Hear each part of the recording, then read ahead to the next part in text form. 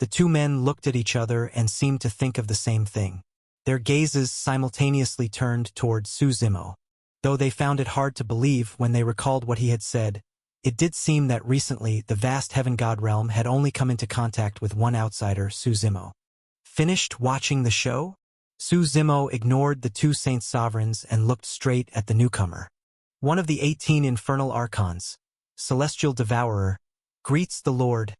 Celestial Devourer said solemnly, kneeling on one knee. Where is Hellfire Azura? Su Zimo frowned and asked. Celestial Devourer hesitated for a moment before replying.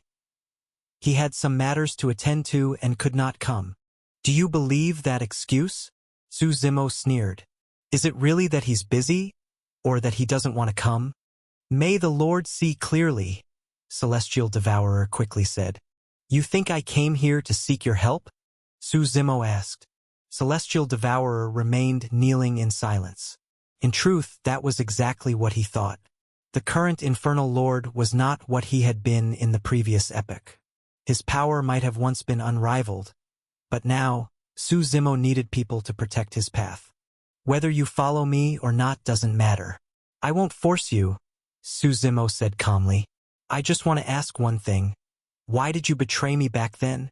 My lord, there are outsiders present, Celestial Devourer said, glancing at the members of the vast heaven god realm with hesitation.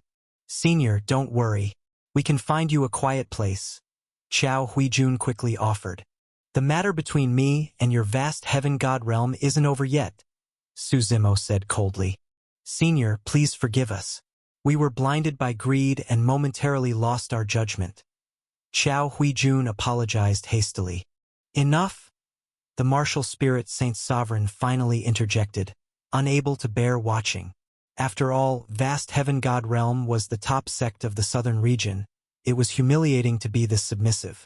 May I ask, Senior, what position you hold among the ancient demons? The martial spirit Saint Sovereign asked Celestial Devourer. Our vast heaven god realm has always been on good terms with the ancient demon realm and has followed its commands on many occasions. Please, for our sake, let bygones be bygones. Your vast heaven god realm's face means nothing to me. Tell Qi Haoran to come out, Celestial Devourer said bluntly. It was clear he knew vast heaven god realm's strongest person was Qi Haoran. As for the martial spirit Saint Sovereign and war heaven Saint Sovereign, who had only recently entered the Saint Sovereign realm within the past 10,000 years, he didn't even consider them worth speaking to. Senior, you go too far, War Heaven said stiffly. We respect you, but that doesn't mean you can act without restraint. Though they knew Celestial Devourer was strong, they believed that if they joined forces, they might still stand a chance. It seemed a fight was inevitable. My lord, let this be my gift to you, Celestial Devourer said, standing up slowly. Shall I destroy the vast heaven god realm for you? I don't need your gift, Su Zimo replied. Do you think that because I'm weaker now, I'm no longer fit to be your lord? Perhaps you're right. After millions of years, hearts have truly grown fickle. Never, my lord, Celestial Devourer said hurriedly. If I wanted to destroy the vast heaven god realm, I wouldn't need your help, Su Zimo said flatly. After all, you already betrayed me once millions of years ago. This doesn't surprise me anymore. He waved his hand, and a torrent of infernal energy erupted across the entire god world. It surged outward, growing stronger and more oppressive until it suppressed even Celestial Devourer's aura. Moments later, 3 figures emerged, Paimon, Seven-Face, and Red-Blade Bull Demon. They strode forth like ancient demonic gods, their presence carrying the oppressive decay of a bygone era. The infernal energy roared skyward. Celestial Devourer, it's been a long time, Paimon said first. You all. Celestial Devourer was momentarily speechless. 3 Saint Sovereigns. The War Heaven Saint Sovereign, the Martial Spirit Saint Sovereign, and the disciples of vast heaven god realm were all dumbfounded. Elders, are we still fighting? Qiao Huijun asked nervously. If you want to fight, go ahead. The martial spirit Saint Sovereign snapped, glaring at him. Clearly, he had no sense of timing. "How are you all here?" Celestial Devourer asked. "Celestial Devourer, I must say, you've grown quite audacious," Red Blade Bull Demon said. "After all these years, you dare act arrogantly before our Lord himself." Compared to the fiery Bull Demon, Paimon was gentler. "Celestial Devourer, how have you been faring in the ancient demon realm?" "Not bad," Celestial Devourer replied. "Though we live under heaven's suppression, no one dares trouble us." "No wonder. You just want to live peacefully now?" Paimon asked. "If I wanted peace, I wouldn't have come here," Celestial Devourer replied. "But Hellfire Azura," he sighed heavily, and the meaning was clear. The two patriarchs of vast heaven god realm watched Su Zimo and the others reminiscing. War Heaven and Martial Spirit Saint Sovereign patted Qiao Huijun on the shoulder. "We still need to enter seclusion. We'll leave this to you." "But, elders, they..." Qiao Huijun stammered, pointing to Su Zimo's group. "Su Zimo came for you, not for us," War Heaven Saint Sovereign said. "You provoked him yourself, you should reflect on that. Since it's your mess, you clean it up." Qiao Huijun felt as if 1,000 divine beasts were trampling through his chest. "Elders, it was you who told me to do this," he protested. "Was it?" War Heaven Saint Sovereign turned to the Martial Spirit Saint Sovereign. "I don't recall," the latter said with a shake of his head. They patted Qiao Huijun's shoulder again. "Since Realm Lord Qi is in seclusion as the Vice Lord, you should set an example. It's settled, you handle it." As he watched the two old men hurry away, Qiao Huijun stood frozen, dumbfounded. "I don't know if they're senile, but I do know they're dogs," he muttered inwardly. Still, he understood their feelings. Against opponents like these, their presence or absence made no difference. If the other side wanted to destroy the sect, they couldn't stop it anyway. "Let's talk inside the courtyard," Su Zimo said. Knowing too many people were around, he didn't want eavesdroppers. He turned to Qiao Huijun. Qiao Huijun's face twisted into a miserable smile. "As you command, young Master Su. As I said before, tell Qi Haoran to see me," Su Zimo said. "Understood. I'll invite him right away," Qiao Huijun said quickly. "Don't make me repeat myself," Su Zimo said, walking into the courtyard where he had been staying. Paimon and the others followed him in. Because this was a confidential discussion, only Su Zimo and the 4 infernal archons entered. Even Wu Zhaodi was not allowed inside. Once Su Zimo and the others had disappeared from view, Qiao Huijun finally exhaled deeply. Without realizing it, his whole body had gone cold. When he wiped his forehead, it was slick with sweat. "Vice Lord," Elder Bai approached. "What should we do now?" Qiao Huijun was silent for a while, his expression shifting back and forth. He didn't want Qi Haoran to come out. Since the Realm Lord's seclusion, he had been in charge. The taste of power was far too intoxicating. But now, with things as they were, he had no choice. With a long sigh, he said, "Summon Realm Lord Qi." "But his place of seclusion isn't accessible to just anyone," Elder Bai said. "Then crush the life crystal," Qiao Huijun said. The so-called life crystal was left by Qi Haoran before entering seclusion. It was only to be shattered in the most dire emergencies. When it broke, he would naturally appear. Elder Bai hesitated, but seeing no other way, he finally agreed. Inside the courtyard, Su Zimo stood facing the pavilion, his gaze sharp. Celestial Devourer had remained kneeling silently since entering. "Why did you betray me back then?" Su Zimo asked. This was what he cared about most. "My lord, you may not remember," Celestial Devourer sighed. "When word came that the heavenly war had failed, reports said all of you had perished. Hellfire Azura and I refused to believe it, so we feigned surrender to investigate the truth. You might think I'm making excuses, but I swear upon my very soul, if I speak a lie, may I and my descendants suffer eternal torment and never see the light again." "Go on," Su Zimo said evenly. "But later, the news was confirmed you had fallen in battle, and the rest of our people were banished to the primordial demon cave. Our false surrender became a real one," Celestial Devourer said bitterly. We were sealed in this god-fiend abyss heaven. It looked like we ruled it, but it was actually a prison. We were never allowed to leave. How fares the ancient demon realm now? Su Zimo asked. It has developed quite well over the past 600 million years. There are over 100 trillion ancient demons and millions of grand emperors, Celestial Devourer replied. But heaven seems to suppress us. It forbids ancient demons from touching the power of primal Tao. Except for Hellfire Azura and me, no other Saint Sovereign has ever emerged. Su Zimo nodded slightly. To become a Saint Sovereign, one must comprehend at least one primal Tao. If heaven tampered with that, and the ancient demons didn't dare rebel, they could only suffer in silence. Their current dominance within the godfiend abyss heaven was sustained solely by the strength of Celestial Devourer and Hellfire Azura. Both were Saint Sovereigns at the pinnacle of the fifth realm, the level of sage monarchs. And Hellfire Azura, what does he think? Su Zimo asked. He wishes to withdraw, Celestial Devourer said. After all these years in the ancient demon realm, he's grown accustomed to peace. He no longer wants to wander or fight against the world.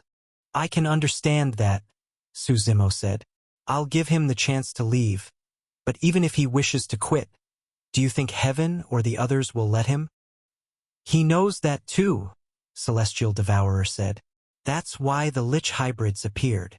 The Lich hybrids? Su Zimo asked. They're experimental, Celestial Devourer explained.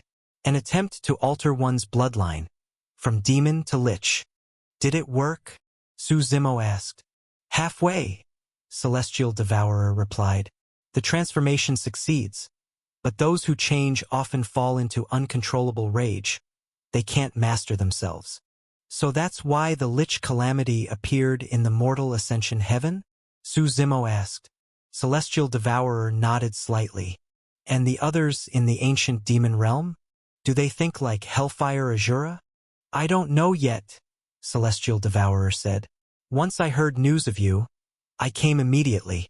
It seems I'll need to visit the ancient demon realm soon, Su Zimo said thoughtfully. By the way, my lord, there's one more thing, Celestial Devourer added. In your previous life, you told me that if the heavenly war failed, after your reincarnation I was to take you to a certain place. What place? Su Zimo asked. It's within the ancient demon realm. You'll understand when you see it, Celestial Devourer said. You've all been apart for so long. Catch up with one another? Su Zimo said, glancing at the others. I'll step out for a bit. He looked toward the horizon, sensing something. At that moment, within vast heaven god realm, the life crystal had been shattered. In the forbidden grounds where Chi Howren was secluded, sword intent began to rise, piercing the heavens, shaking the skies. The sword aura cut through the demonic clouds, accompanied by the faint roar of a giant. This Chi Howren is impressive, Celestial Devourer commented. A pity about the twin prodigies of vast heaven god realm. I'll go have a chat with Chi Howren, Su Zimo said, waving his hand. You all stay here. He left the courtyard and walked straight toward the forbidden area of vast heaven god realm. Along the way, no one tried to stop him. Some disciples even came to guide him. The sword aura grew stronger and stronger. Even from afar, the disciples could feel its pressure. The realm lord has grown stronger again, one elder said in awe. Good. This is a blessing for our vast heaven god realm, another replied. Amid the overgrown weeds and jagged rocks of the forbidden grounds, Su Zimo stopped at the base of a mountain. They say a mountain need not be tall. If an immortal resides there, it becomes sacred. This was just such a place. Though not high, a massive crack split it down the middle, as if cleaved apart by a single strike. The primordial sword, Su Zimo murmured. A thunderous rumble echoed as the mountain split further apart. With a deafening crash, the entire peak collapsed to either side. Amid the swirling dust, a figure emerged, walking slowly, sword in hand.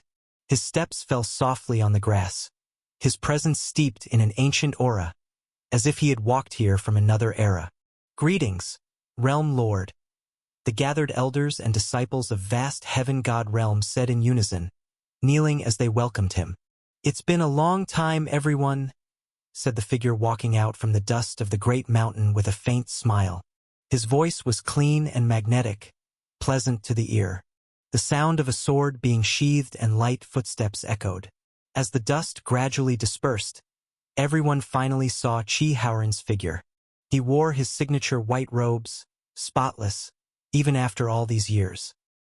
His robe was as white as snow, and behind him hung a massive sword, 3 feet wide and 3 feet long, from which came the faint sound of a dragon's cry.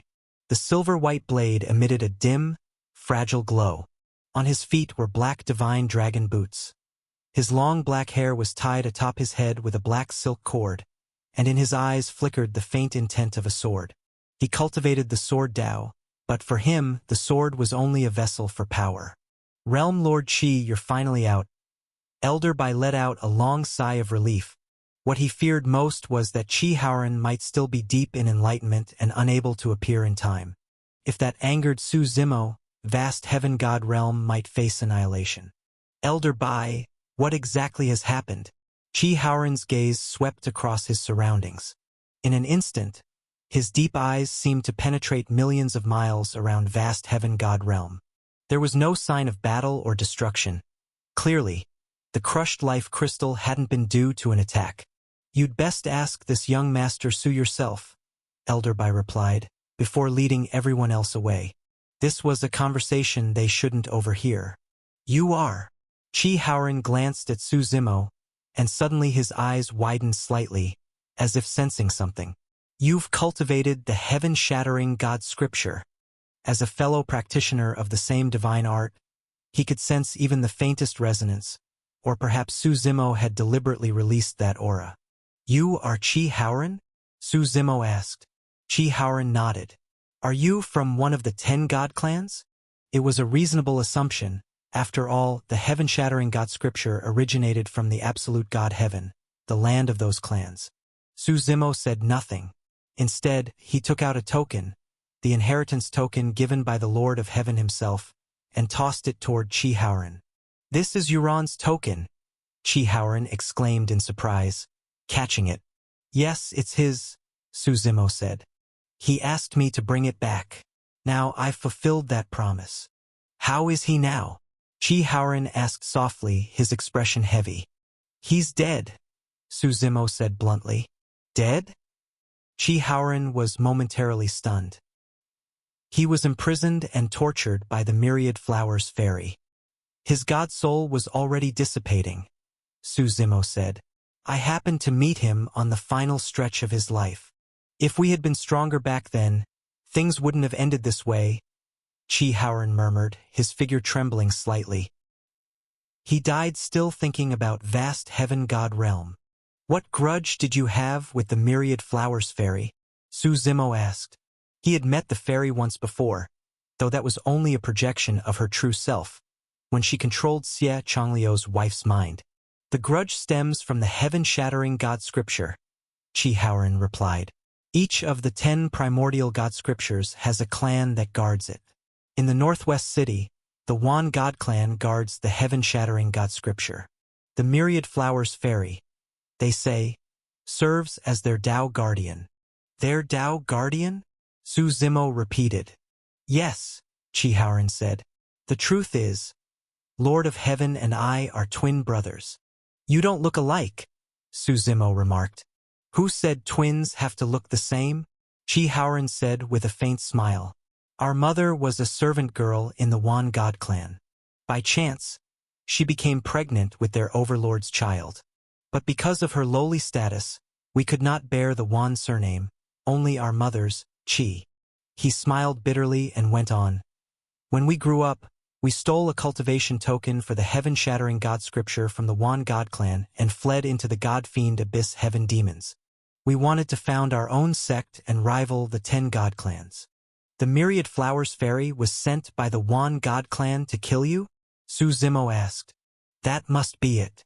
We had no other conflict with her," Chi Haoran said. "She's unimaginably strong. Even when my brother and I had built a great reputation here, the 2 of us together were still no match for her. Lord of Heaven was captured, and I was forced into secluded cultivation, hoping one day to avenge him. Lord of Heaven was righteous. He sacrificed himself for vast heaven god realm and for me, Chi Haoran said, trembling. As for the myriad flowers fairy, Su Zimo warned, you'd better not get involved. She's no mere cultivator. She's an ancient being from ages long past. The fact that she helps the Wan God clan must mean she has her own plans. Regardless, vast heaven god realm owes you a debt, Chi Haoran said solemnly. If you ever need anything, come to us. That's convenient.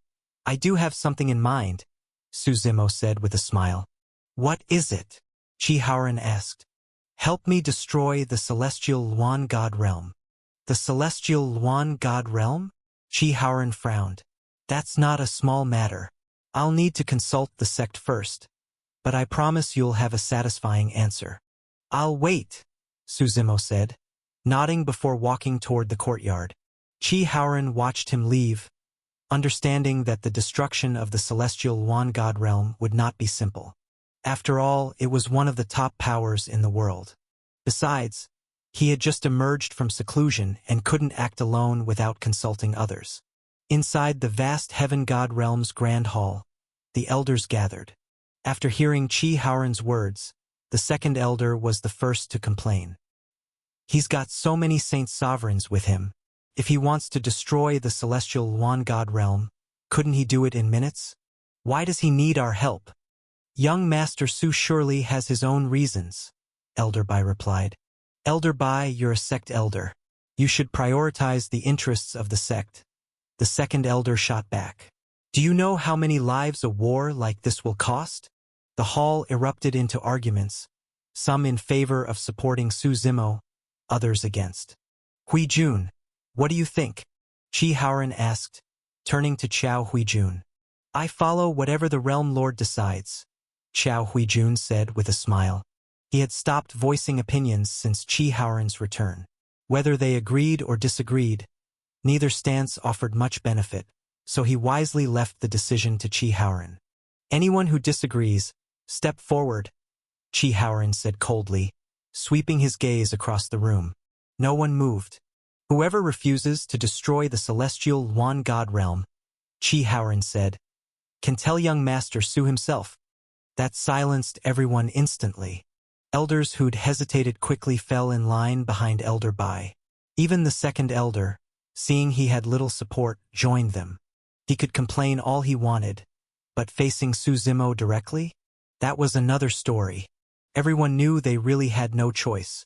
You offended him before, and now we owe him a favor, Chi Haoran said. Helping once is no big deal. Who's the current realm lord of the celestial Luan God realm? He asked. It's Desolate Emperor, someone replied. The previous realm lord was deposed. He only just took over. Then gather the troops, Chi Haoran said, slamming the table. Strike before they can react. The elders nodded one after another. When the meeting ended, Chi Haoran sent word to Su Zimo. In the courtyard, spring wind brushed the willows. Su Zimo lay reclined on a bamboo chair, while Wu Zhaodi brewed tea beside him. As for Paimon and the others, he had sent them to the God world to experience the heavenly Tao directly, a shortcut to enlightenment. A disciple from vast heaven God realm arrived with the news. After hearing it, Su Zimo smiled at Wu Zhaodi. Just wait. The show's about to begin. I want to kill the realm lord of the celestial Luan God realm myself, Wu Zhaodi said bitterly. You'll get your chance, Su Zimo assured her.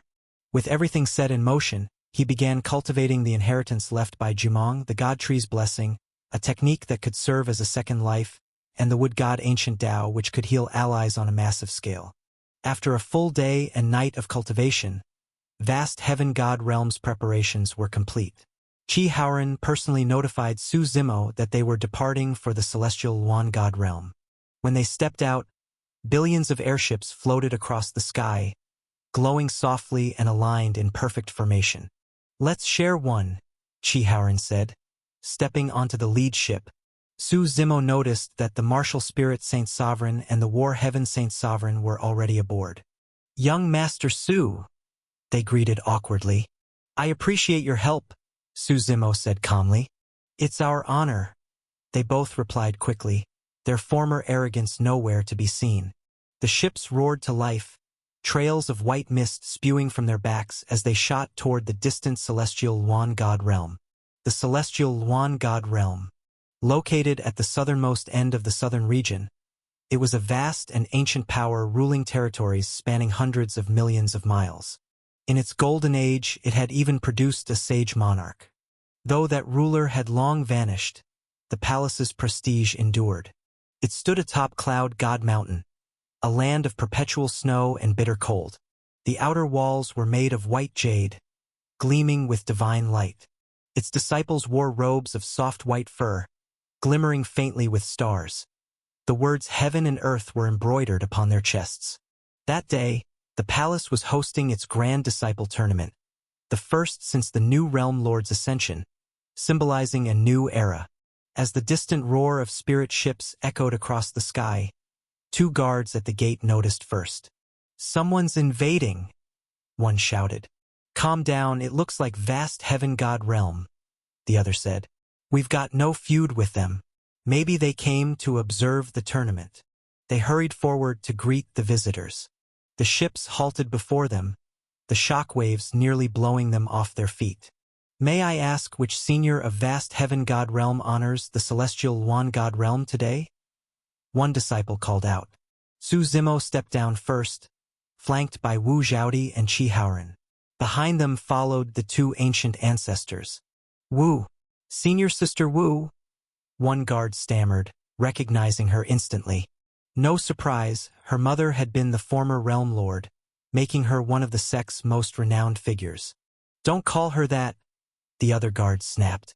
The realm lord declared her a traitor. Then go report to the realm lord, the first said nervously. They tried to flee, but the war heaven Saint Sovereign waved his hand.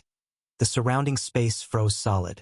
Senior of vast heaven god realm, what are you doing? The guards shouted in fear. We've come to destroy your palace, Qi Haoran said flatly. The disciples' faces turned pale. Surely you jest, senior. Do we look like we came all this way for a joke? Qi Haoran asked coldly.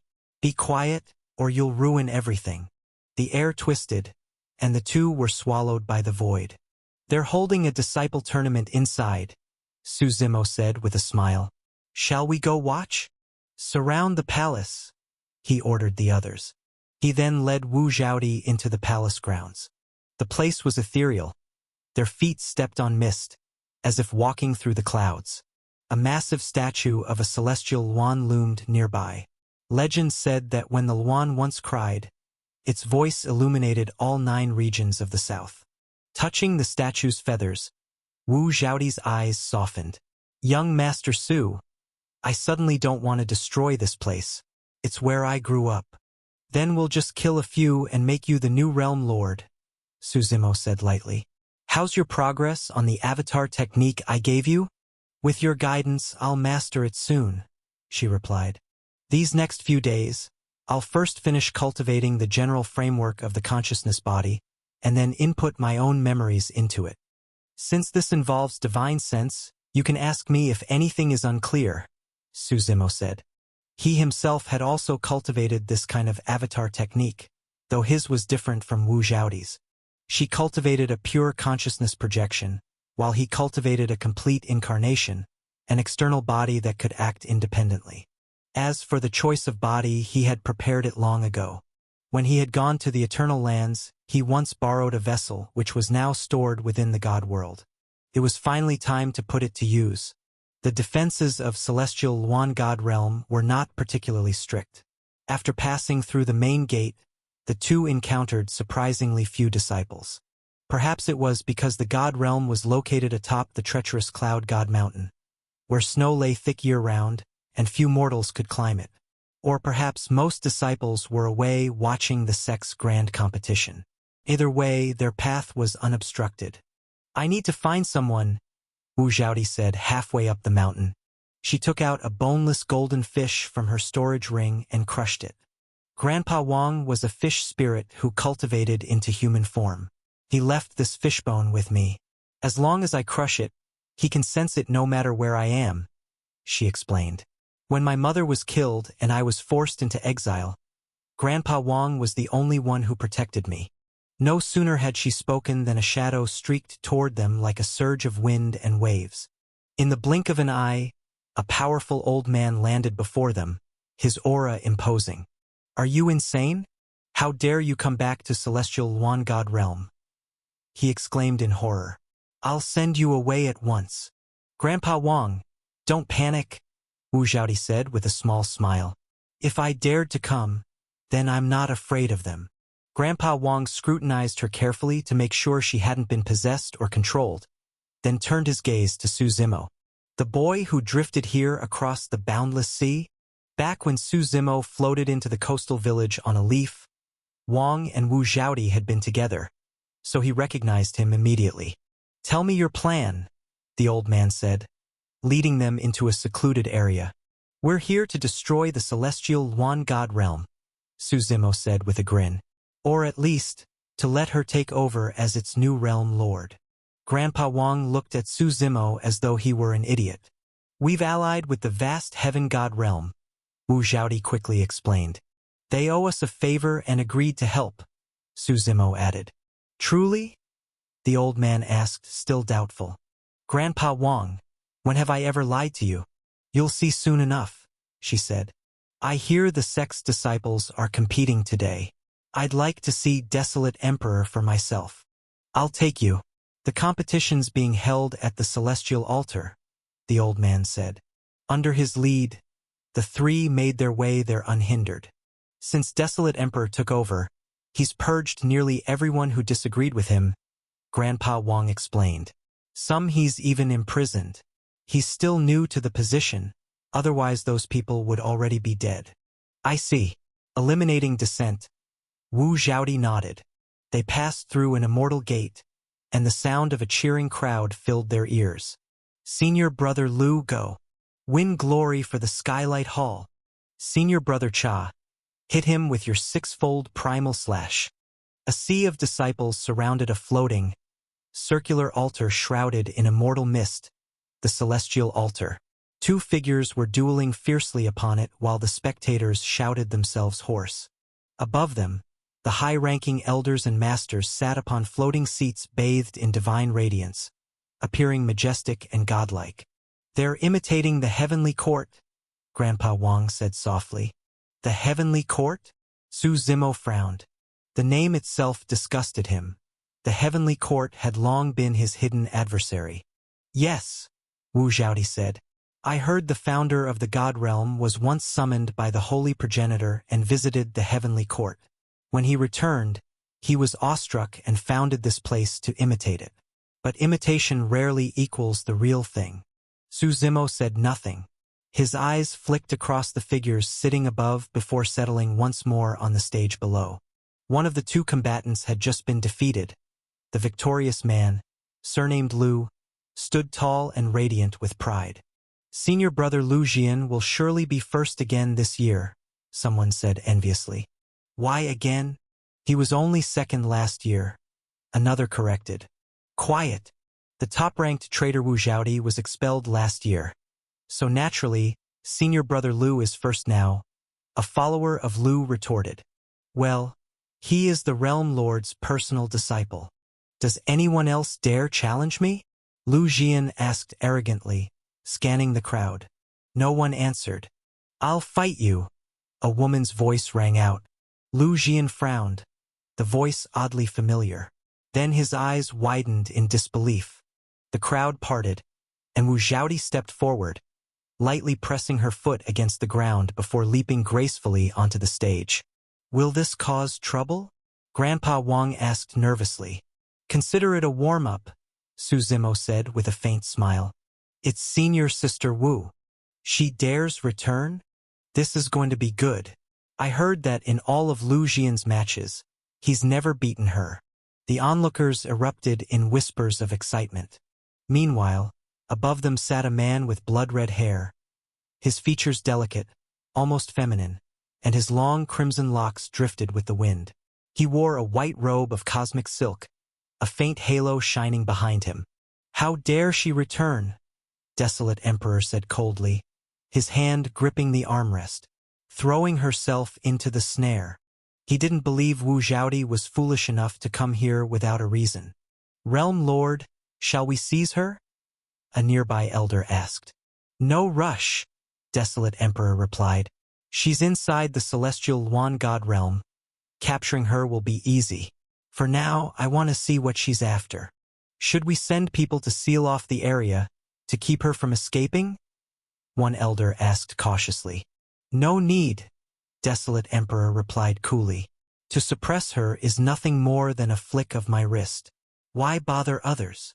I simply wish to see what she intends to do. On the arena altar, Lu Jian looked at Wu Zhaodi, his eyes full of hatred. Though, if one looked carefully, there was also fear hidden within that hatred. He had been part of celestial Yuan God realm for decades. His talent was outstanding, his performance always remarkable. But no matter how hard he tried, he could never surpass Wu Zhaodi. Every sect competition, he was always second place, forever the runner-up. She was like a mountain descending from the heavens, pressing down on him until he could barely breathe. In the year since she'd been gone, he had finally enjoyed the glory of being first. You came back just to die? Lu Jian said coldly. Not bad, you've grown up a bit. At least you know how to posture now, Wu Zhaodi replied calmly. What's wrong? Are you afraid to fight me? Believe it or not, Lu Jian said darkly. If I give the order right now, the elders will rush in and seize you. But I haven't done that, because I want to defeat you myself. Fine, Wu Zhaodi said, waving him forward. I'll give you that chance. Lu Jian let out a long roar. The sharp intent of his spear surged as white energy streamed between his hands, condensing into a pillar of light. When the light faded, a long spear appeared in his grasp. He stepped forward, spear tip aimed straight at Wu Zhaodi, and thrust fiercely. You're not good enough, Wu Zhaodi said, shaking her head. A current of energy swirled between her hands as well. This was one of Celestial Yuan God Realm's special secret techniques, allowing a weapon to merge with the user's spirit energy, stored within the body, and summoned at will. Her weapon appeared, a long purple hook, the tip glinting with an icy, bone-piercing light. When the spear lunged toward her, Wu Zhaodi's hook flicked forward, catching the tip. She used the force of his thrust to lift the spear upward. Trident spear, Lu Jian shouted. The spear tip suddenly split into three, striking from three different directions. But Wu Zhaodi remained calm. Holding the hook with her left hand, she grabbed the spear shaft with her right, turned her body, and flipped him clean over her shoulder. Forming seals with both hands, a phantom celestial wand flashed behind her. The next moment, Lu Jian's body was sent flying backward. You're not good enough, Wu Zhaodi said coldly. With a master like yours, what could you possibly have learned? Lu Jian's face darkened.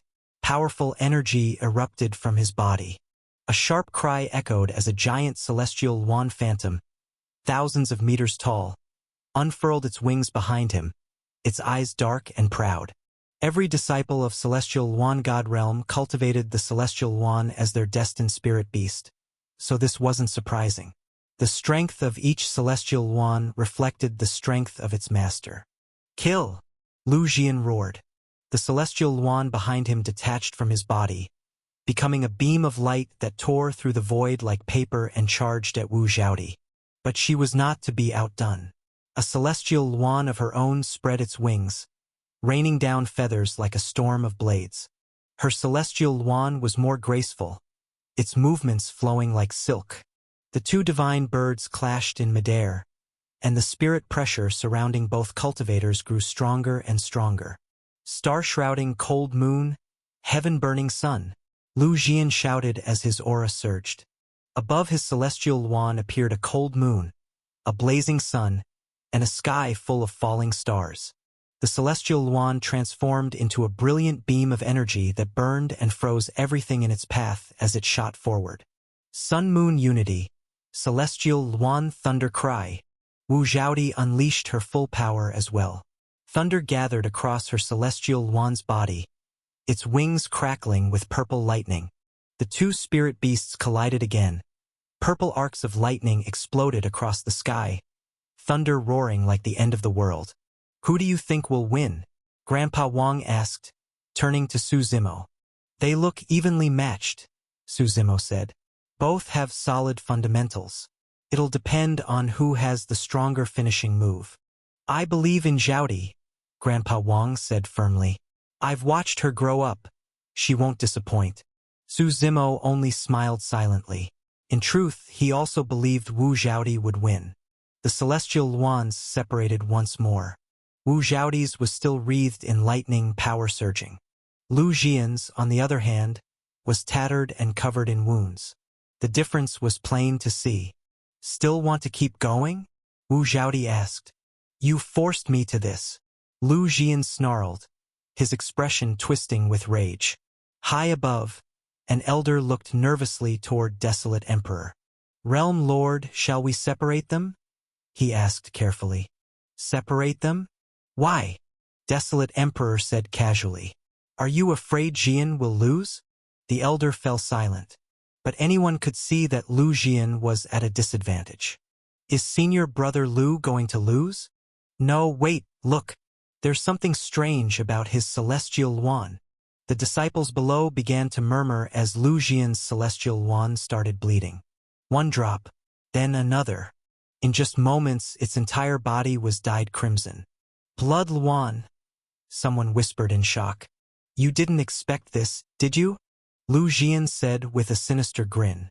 "My master created this, an evolved form of the celestial Luan, more violent and powerful than any before."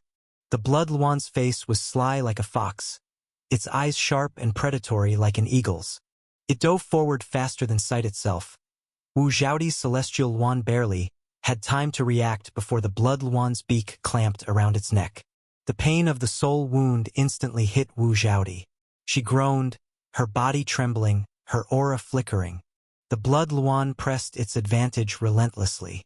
Its wings were like blades, its beak like a knife. Each strike left new wounds across Wu Zhaodi's celestial Luan. "Surrender! You can't beat me!" Lu Jian shouted in triumph. But Wu Zhaodi said nothing. The two celestial Luans clashed again and again, until finally her celestial Luan could no longer hold out. Its enormous form fell from the air, dissolving into mist as it vanished. "It's over," Lu Jian exhaled, his face easing as if years of frustration had finally lifted. "Do you know why your master was so desperate to capture me?" Wu Zhaodi's voice suddenly came from ahead. Lu Jian frowned, waiting for her answer. "That's because the celestial Luan we use isn't its final form," she said with a faint smile. "In truth, its real name is Heavenly God Luan."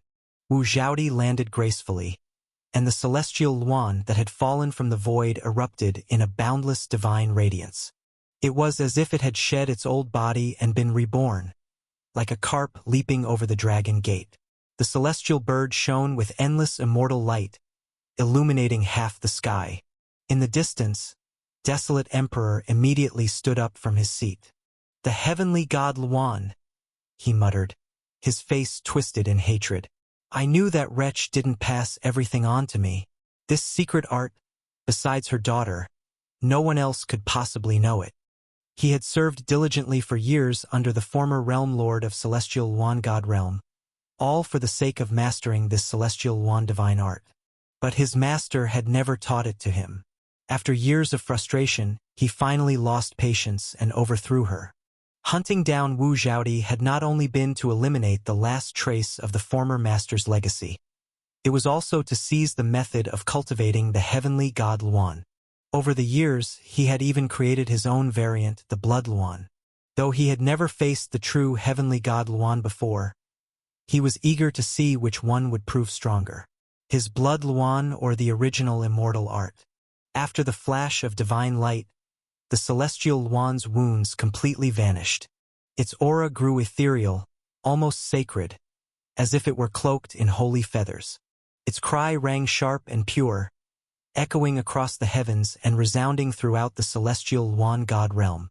This Heavenly God Luan, It looks just like the one carved in the statue of our ancestral founder, a disciple whispered.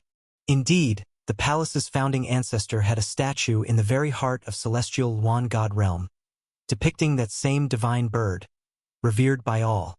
Watch your words, another disciple quickly warned. Right now, Wu Zhaodi was considered a remnant of a fallen faction. No matter how dazzling her heavenly god Luan appeared, so what?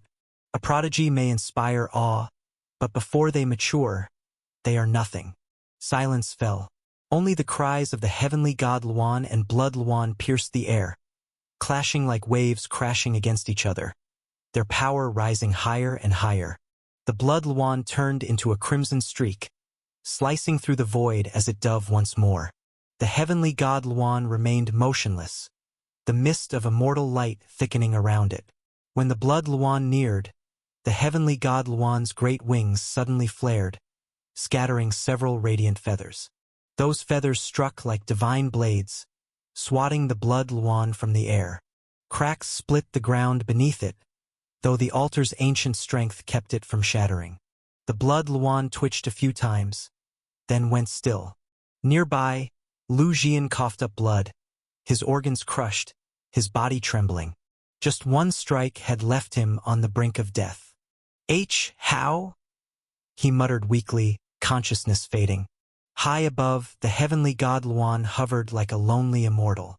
Its feathers fell in a storm, transforming into blades of light that rained down like a sword storm from the heavens. Master, save me! Lu Jian screamed with the last of his strength. In the sky, desolate Emperor's expression darkened. His figure vanished in an instant, not to save Lu Jian, but to strike at Wu Zhaodi. His hand extended, reaching out to capture her. Not good, Grandpa Wang shouted as he noticed the sudden movement. Su Zimo's eyes narrowed.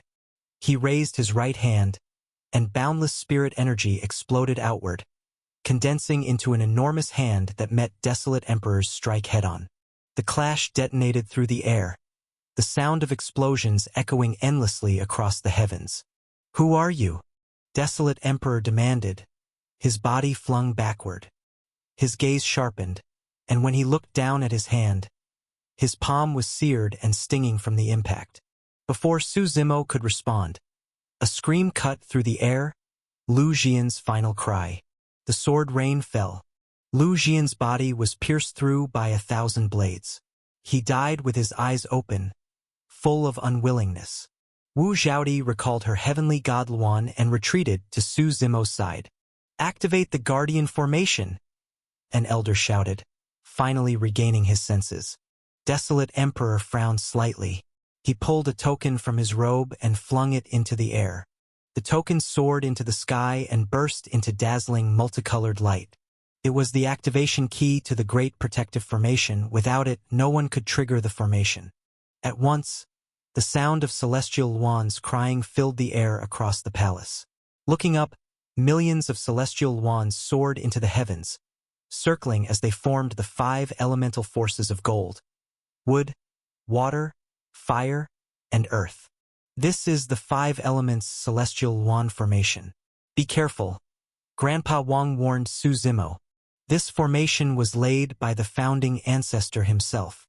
Though its power has waned over the ages, it remains formidable. Don't worry, Su Zimo replied lightly.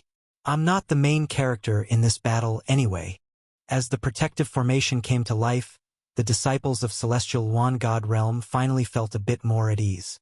I don't know where you found the courage to return here, Desolate Emperor sneered. Ah, I see, you found yourself a backer. His gaze locked on Su Zimo. The one who had met his earlier strike, it had been him. And who might you be? Desolate Emperor demanded. Don't get the wrong idea, Su Zimo said casually. I'm not her backer. I'm just here to watch the show. Her real backer is someone else. Who? One of the elders asked sharply. Before he could finish, the 5 elements celestial Luan formation began to shudder violently. A chorus of celestial Luan cries filled the air, full of pain. Then, boom! A deafening explosion rocked the heavens. The entire formation shattered apart. This celestial Luan god realm has a new realm lord. A laughing voice echoed from above. Vast heaven god realm has come to offer congratulations. Su Zimo recognized the voice. It was none other than the martial spirit Saint Sovereign. Moments later, billions of warships appeared in the sky, surrounding the celestial altar from all sides. The disciples below were thrown into chaos and fear. At the head of the fleet stood the martial spirit Saint Sovereign himself. Chi Haoran did not appear clearly. He had no interest in involving himself in this matter. It's the vast heaven god realm, one elder whispered. I can see that, Desolate Emperor said flatly. He stepped forward and raised his voice. I wonder what brings the esteemed elders of vast heaven god realm to our gates today? We came to congratulate your new realm lord, the martial spirit Saint Sovereign said with an easy smile. But when we arrived, your formation trapped us inside. That's not very polite, is it? His voice was friendly, but the overwhelming saintly pressure radiating from his body pressed heavily upon Desolate Emperor. Desolate Emperor's face paled. Though he had reached the level of Sovereign Lord, he was still a step short of becoming a Saint Sovereign. It was our negligence, he said through gritted teeth, scanning the countless warships surrounding them. Vast heaven god realm came to offer congratulations. Surely such a massive show of force isn't necessary? On the contrary, the martial spirit Saint Sovereign replied with a grin. It only proves how important your new realm lord must be. Then I must thank you for the honor, Desolate Emperor said, forcing a smile. However, I still have some personal matters to deal with. Since you've come from afar, I'll have someone escort you to rest. No need for that, the martial spirit Saint Sovereign said, his tone turning colder. Besides offering congratulations, we're also here to settle a score. What justice are you here to demand? Desolate Emperor asked. The previous realm lord of your celestial Luan god realm was an old friend of mine, said the martial spirit Saint Sovereign with a faint smile.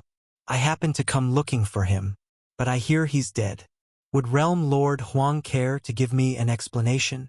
Desolate Emperor's expression darkened slightly. He turned his head toward Wu Zhaodi, and at last he understood where her backing came from. Senior, just name your terms, Desolate Emperor said coldly. There was no point pretending otherwise. Everyone here knew the truth. Playing dumb was meaningless. It was you who killed him, wasn't it? The martial spirit Saint Sovereign's smile widened. A life for a life, that's the oldest law there is. Do I need to state any other conditions? The words dropped like thunder, and the atmosphere immediately grew tense. Is vast heaven god realm declaring war on us? Desolate Emperor asked. Is this your personal decision, or the will of your entire sect? The martial spirit Saint Sovereign spread his hands. Look around at this formation. What do you think? If it's war you want, then war it is. You think I'm afraid of you? Desolate Emperor roared. It seems vast heaven god realm came prepared, he added grimly. I just don't understand. What did that traitor promise you that made you willing to pay such a price? Desolate Emperor clearly didn't believe the Patriarch's story about being friends with the late Realm Lord. If Celestial Luan God Realm were destroyed, the entire southern region would be thrown into chaos. Clearly, vast Heaven God Realm only wanted a pretext to annihilate them. Realm Lord, said the martial spirit Saint Sovereign, smiling faintly. I can spare your Celestial Luan God Realm. You need only take your own life before me. If vast Heaven God Realm won't give us a path to live, Desolate Emperor growled. Then there's nothing left to discuss. He struck first, summoning the Blood Luan to hover in the air. This Blood Luan was far larger than Lu Jian's earlier manifestation, its form more brutal and menacing. As it appeared, blood mist rose around it, spreading across the sky and closing in on the martial spirit Saint Sovereign. You're not even a Saint Sovereign, the Patriarch said disdainfully. How could you ever fight me? Still, inwardly, he couldn't help but grumble to himself. Not everyone's a monster like young Master Su. The martial spirit Saint Sovereign raised his palm, and with a crushing wave of pressure, sent Desolate Emperor flying backward. The blood Luan shattered instantly. "Protect the realm, Lord!" The elders of celestial Luan God realm shouted, but their cries were drowned in the chaos of battle. Vast heaven God realm's warships descended, and countless figures stepped out of the void to strike. The disciples were barely able to protect themselves. Yellow Springs Blood Dao. Blood Luan demonic enchantment. Desolate Emperor roared, his voice filled with rage. The blood Luan's blood turned a deep violet red, radiating a wicked energy. Above the sky, a massive blood red eye opened and blinked once, instantly reversing heaven and earth. A filthy river of the underworld coiled around the blood Luan and charged at the martial spirit Saint Sovereign. Tiger form. Behind the martial spirit Saint Sovereign, a beast spirit appeared, a great tiger that leapt forth, jaws wide, devouring the blood Luan whole. How could this be? Desolate Emperor's body trembled. His ultimate technique had been destroyed as if it were nothing. "Don't be surprised," the patriarch said. "You must understand the difference between simple nomological truths and true divine primal Taos. But you won't have time to learn it. After you die, you can ask about it in the Mirage Tide's heaven." As he spoke, the great tiger roared again and lunged at Desolate Emperor. "No!" Desolate Emperor shouted in terror, trying to flee. But the tiger was faster. It slammed into him, pinning him to the ground, its jaws opening wide to devour him. Just as he was about to be torn apart, a piercing cry of a celestial Luan echoed through the sky. The tiger's spirit form shattered instantly. "Brother Martial Spirit," said a deep, aged voice from above. "You've grown stronger since we last met." A celestial bird soared down from the heavens, and on its back sat an old man with hair and beard white as snow. The elder exuded immortal energy. Though clearly advanced in years, his aura was steady and immense, like a mountain rooted in eternity. "That's Mystic Luan Saint Sovereign," Grandpa Wang explained quietly to Su Zimo, "the only surviving ancestor of celestial Luan God realm." "A Saint Sovereign?" Su Zimo asked. Grandpa Wang nodded. "This makes things difficult." Su Zimo chuckled. "Not really. Vast Heaven God realm brought more than one Saint Sovereign today." His gaze shifted to the center of the battlefield, where Desolate Emperor, seeing his savior arrive, shouted desperately, "Ancestor, save me." "Be quiet for a moment," Mystic Luan Saint Sovereign said, glancing at him coldly. He then turned his eyes toward the martial spirit Saint Sovereign and smiled faintly. "Brother Martial Spirit, the winds seem quite fierce today. As far as I recall, Celestial Luan God Realm and Vast Heaven God Realm have never had a feud." The martial spirit Saint Sovereign's eyes flicked toward Wu Zhaodi. His meaning was obvious. "I'd like to know why," Mystic Luan Saint Sovereign asked. He didn't believe Wu Zhaodi alone could have persuaded Vast Heaven God Realm to act on her behalf. "Brother Mystic Luan," said the martial spirit Saint Sovereign, "take my advice, stay out of this. Otherwise, Celestial Luan God Realm may not survive the day." "If you won't explain yourself clearly," Mystic Luan Saint Sovereign said, shaking his head, "then I can't let you act as you please." "Mystic Luan," another cold voice cut in, "if you interfere, we'll cut you down as well." It was Chi Haoran. He appeared carrying his long sword on his back, walking alongside the War Heaven Saint Sovereign. "And you are?" Mystic Luan Saint Sovereign asked, frowning slightly. He had been in seclusion for so long that he barely recognized the faces of the current age. "The primordial sword?" he murmured, shaking his head with a bitter smile. "It seems you've taken my celestial Luan God realm very seriously." Three Saint Sovereigns have come together.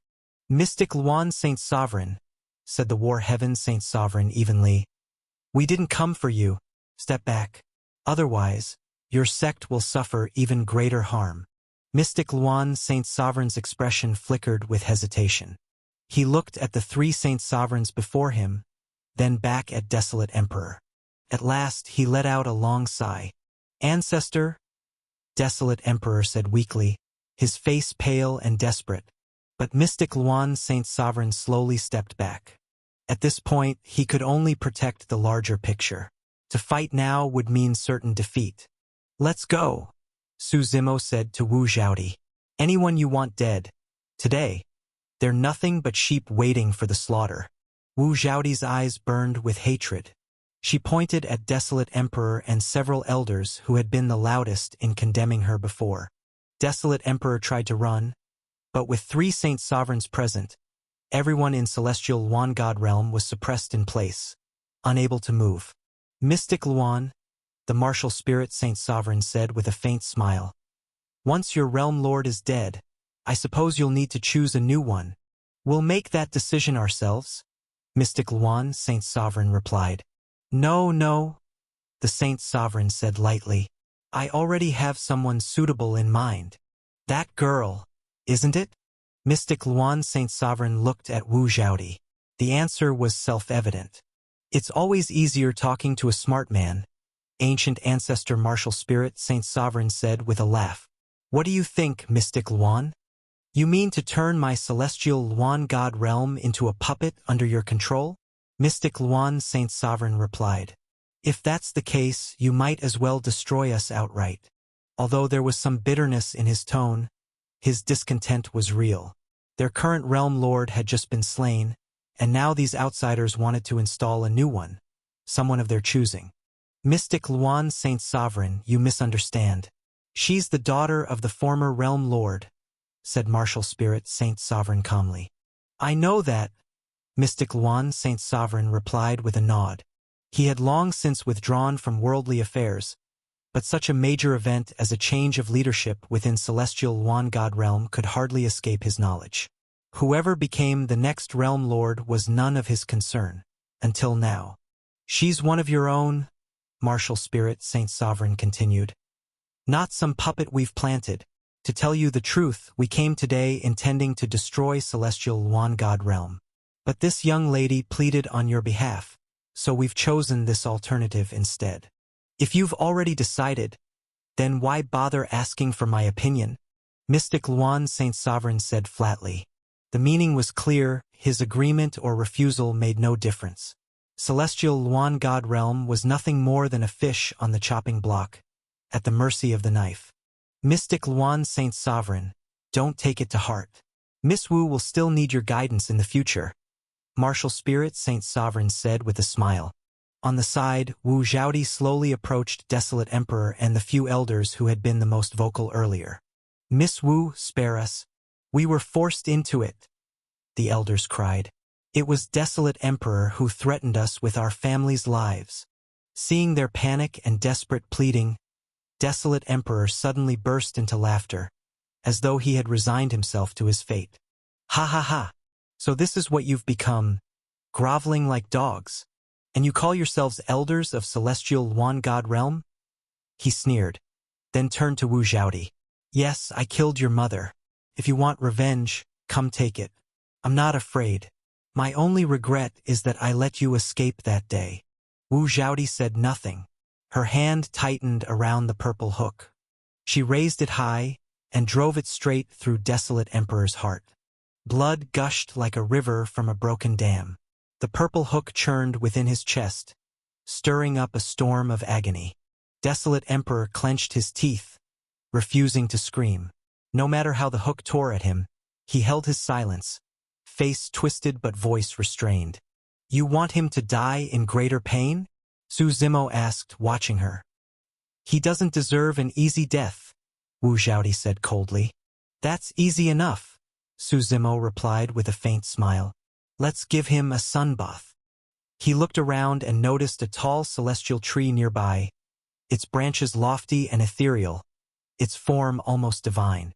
With a wave of his hand, Desolate Emperor's body was bound to the trunk of the celestial tree.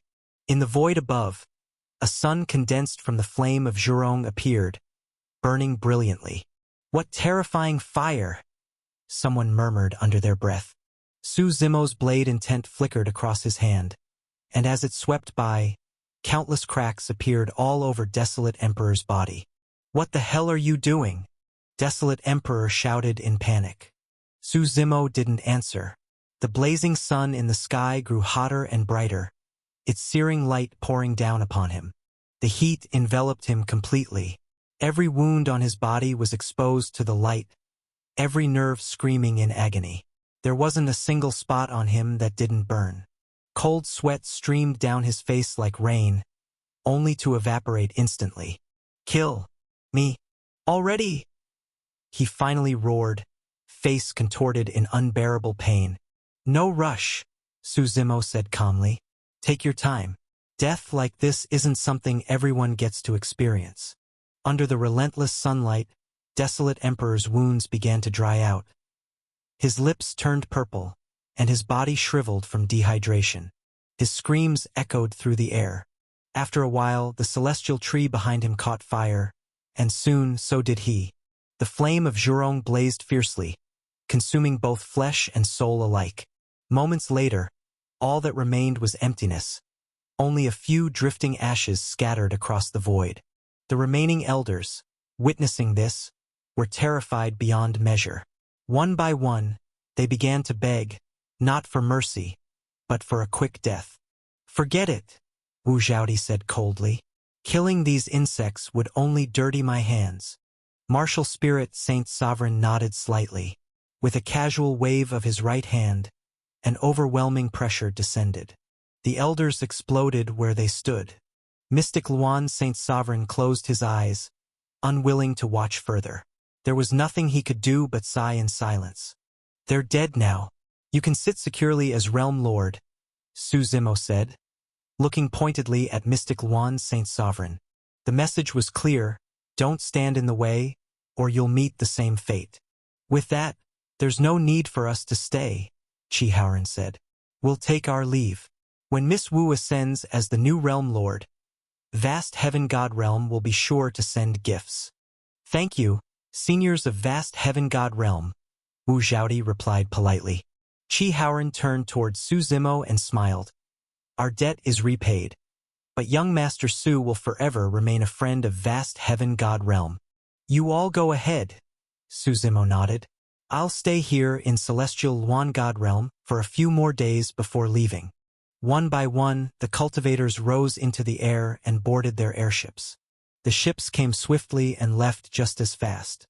The thunderous roar of their engines echoed as they vanished into the distance. "I'm done here," Mystic Luan Saint Sovereign muttered, leaving a single sentence behind before turning away, heavy with frustration. "Grandpa Wang, I've only just returned and still have much to learn. I'll have to trouble you to take care of things," Wu Zhaodi said with a smile. "Of course, no problem at all," Grandpa Wang replied with a hearty laugh. The matter was over. But Wu Zhaodi knew the Realm Lord's title meant little to her. What she truly cared about now was repaying Suzumo's kindness. She left the sect affairs entirely in Grandpa Wang's hands and rarely interfered again, trusting him completely. Over the next few days, Suzumo remained in Celestial Luan God Realm, helping Wu Zhaodi cultivate the consciousness for her second avatar. After about 7 days, Wu Zhaodi sat cross-legged in the Grand Hall, eyes closed in meditation. Suddenly, her eyes snapped open, bright and clear. Behind her, a figure identical to her own appeared. It was her newly formed consciousness body, her second external incarnation. "I've already transferred all of my memories into the consciousness body," Wu Zhaodi said, looking at Suzumo. "As long as this second consciousness isn't destroyed, I'll be able to recall everything." "Now I'll need to erase part of your memory," Suzumo replied. "Erase my memory?" Wu Zhaodi frowned in confusion. "When that being comes, it'll definitely probe your mind. The schemes we planned together can't be discovered," Suzumo explained. "So I have to remove that portion of your memory." "Sure. No problem," Wu Zhaodi nodded. Her memories were already backed up in her second consciousness, so losing a part of her current memory wouldn't affect her much. However, memory erasure wasn't a simple matter. Making someone completely lose their memory was easy, but selectively erasing specific fragments while keeping the rest intact, and without harming the person, was far more difficult. Suzumo had to rely on the power of the primordial chaos bead to enter Wu Zhaodi's river of fate. Wu Zhaodi sat cross-legged, her eyes gently closed, her eyelashes trembling slightly, a sign of her nervousness. Opening one's river of fate without resistance meant complete trust, for it exposed every secret, every memory to the other's gaze. Su Zimo wasn't one to pry into another's past. He only needed to find and erase the portion of memory related to their secret plans. Above them, the primordial chaos bead floated, emanating waves of pure white radiance that fell upon them like moonlight. Su Zimo placed his hands upon her brow, and his soul left his body, plunging into the boundless current of her fate. He had seen the river of fate before back on the primordial heartlands, but that had been the river of a world. Vast, surging, immeasurable. Wu Zhaoti's, by contrast, was like a meandering stream winding through the void. Yet within that small stream, every droplet of water carried the weight of destiny, each drop worth millions of pounds. It was her life, her very existence. As she experienced more and grew stronger, her river of fate would expand, until her death, when it would return to the heavenly Tao and replenish the world. This was the cycle of heaven and earth. All beings drew spirit energy from the world, and upon death, they gave back everything to the heavenly Tao. Su Zimo moved carefully. A single misstep could spell disaster. Drawing upon the primordial chaos bead's power, he fixed his gaze upon the flowing river. Wu Zhaoti's life played out before him like a film, each scene vivid and real. Finally, he found the memory that involved him. With a flick of his hand, sharp as a blade, he severed that fragment of memory. It looked effortless, done within seconds, but sweat drenched his entire body.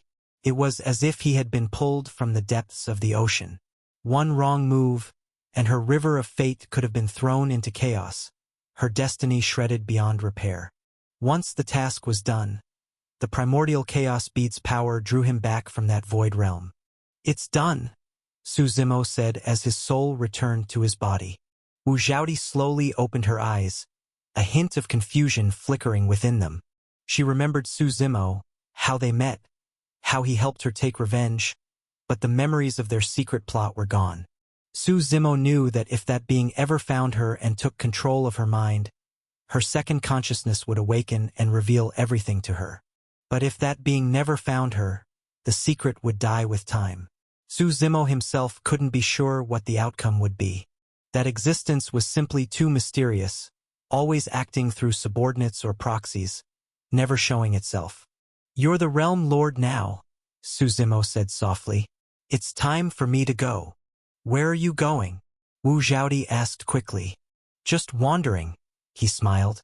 In truth, he intended to head for the ancient demon realm, but he didn't tell her that, fearing that if that being pried into her thoughts, it might learn his plan. "You're leaving now?" she asked. Su Zimo nodded slightly. As he walked out of the grand cultivation hall, he turned back, smiled faintly, and said, "I hope that when we meet again, we'll both be well." With that, he rose into the air and disappeared over the horizon, vanishing from Wu Zhaoti's sight. "Zhaoti," came an old, cheerful voice. Grandpa Wang approached with a broad smile. "Everything in the sect has been taken care of. The disciples have been calmed, and your enthronement as Realm Lord is set for 3 days from now. All the major sects have been notified." "I understand," Wu Zhaoti said with a nod. "And what about that young Master Su?" Grandpa Wang looked around. "Where is he?" "He's gone," Wu Zhaoti replied quietly. "Gone?" Grandpa Wang's eyes widened. "How could you let him go?" "Young Master Su has his own matters to attend to," Wu Zhaoti said. "He couldn't possibly stay here forever." "Young people," Grandpa Wang sighed, shaking his head. "Meeting someone like that doesn't happen often. You should have held on to him." "Grandpa Wang, what are you talking about?" Wu Zhaoti protested quickly. "We're just friends." "Friends, yes, I understand," Grandpa Wang said with a teasing smile. If they were only friends, would he have done so much for her? Really just friends? "Oh, forget it, you're impossible," Wu Zhaoti muttered, turning back toward the hall. Yet, deep down, even she couldn't deny her feelings. She had thought about it, but they were destined to walk different paths, two people from different worlds. The ancient demon realm lay at the very heart of the god-fiend Abyss Heaven. After confirming its location from Celestial Devourer, Su Zimo flew chaos toward it. Even as he traveled, he wrestled with doubt. What identity should he assume when facing the ancient demons? He had already decided not to disturb Hellfire Azura. The latter had chosen to withdraw from the world, and since he had once fought at Su Zimo's side, Su Zimo was willing to grant him peace. But what about the rest of the ancient demon race? Were they like Hellfire Azura, content with their current lives, unwilling to fight against the world again? After much thought, Su Zimo resolved to learn the truth of the ancient demon race's intentions first. If they were unwilling, he would not force them. Chaos soared across the endless blue sky, swift as lightning. For days the weather fluctuated. Thunder, rain, wind, and storm. Traveling like this, he journeyed for over a month before reaching the ancient demon realm. Descending from chaos, he found himself before a dead city. Weeds choked the streets. The ruins were silent and lifeless, devoid of any trace of habitation. Before him stood a stone stele. As he approached, Su Zimo saw that the stele was blank. No words, no carvings. "How do you enter the ancient demon realm?" he asked, summoning Celestial Devourer. "If there's anything you're curious about, you can ask me, especially about the ancient demon road." "What exactly is the ancient demon road?" Su Zimo asked casually. Since the other had brought it up, he might as well inquire. "You're kidding, right? You're a demon and you don't even know what the ancient demon road is," Wang Lin said in surprise. "You're the one who told me to ask," Su Zimo replied lightly. "I usually spend my time cultivating, so I don't pay much attention to things like that." "That's basic knowledge," interjected Su Zimo. "Even if you don't care, you should still know it. You've at least heard of our demon predecessor, the malevolent demon, haven't you?" Su Zimo actually hadn't, but he nodded anyway. If he showed ignorance, they might begin to question who he really was. Before the malevolent demon perished, he left behind his life's inheritance, Wang Lin explained. He created the ancient demon road, an ancient trial ground where later generations could venture in and seek his legacy. He continued, "But the malevolent demon was truly the strongest of his era, the supreme power of our demonic age. His inheritance has existed for 1,000 years, yet no one has ever fully obtained it. Those who enter the ancient demon road may gain fragments of insight, scraps of power, but the true inheritance remains undiscovered. Everyone who's gone in has come back empty-handed. If he was one of our demon ancestors, why didn't he simply pass on his inheritance directly? Why make it so complicated?" Su Zimo asked. "The ancient demon race has always lived by the law of the jungle," Wang Lin said seriously. "How could a strong one's legacy fall into the hands of the unworthy? Only those who prove themselves deserve it. That's how everyone can accept the outcome." Su Zimo nodded slightly in agreement. This method did indeed produce elites, the kind of people who relied on their own strength. That was the true way of kingship. "I still have something to take care of in the academy. Let's meet tomorrow," Su Zimo said. "We'll be waiting for you in the Victory Tower. Don't stand us up," Wang Lin warned. "You need 5 people to enter the ancient demon road." "Don't worry," Su Zimo replied with a small nod. After parting ways with the 4, he stepped through the great gates of the Demon Academy. Inside, the architecture was equally magnificent. Every hall gleamed with a black and gold sheen, each one accented with other colors for flair. Black rivers of infernal energy flowed through the academy grounds, their thick, tangible aura seeping into the air. Even just stepping inside, Su Zimo could feel how dense the demonic chi was here. "Interesting," he murmured to himself, continuing his stroll.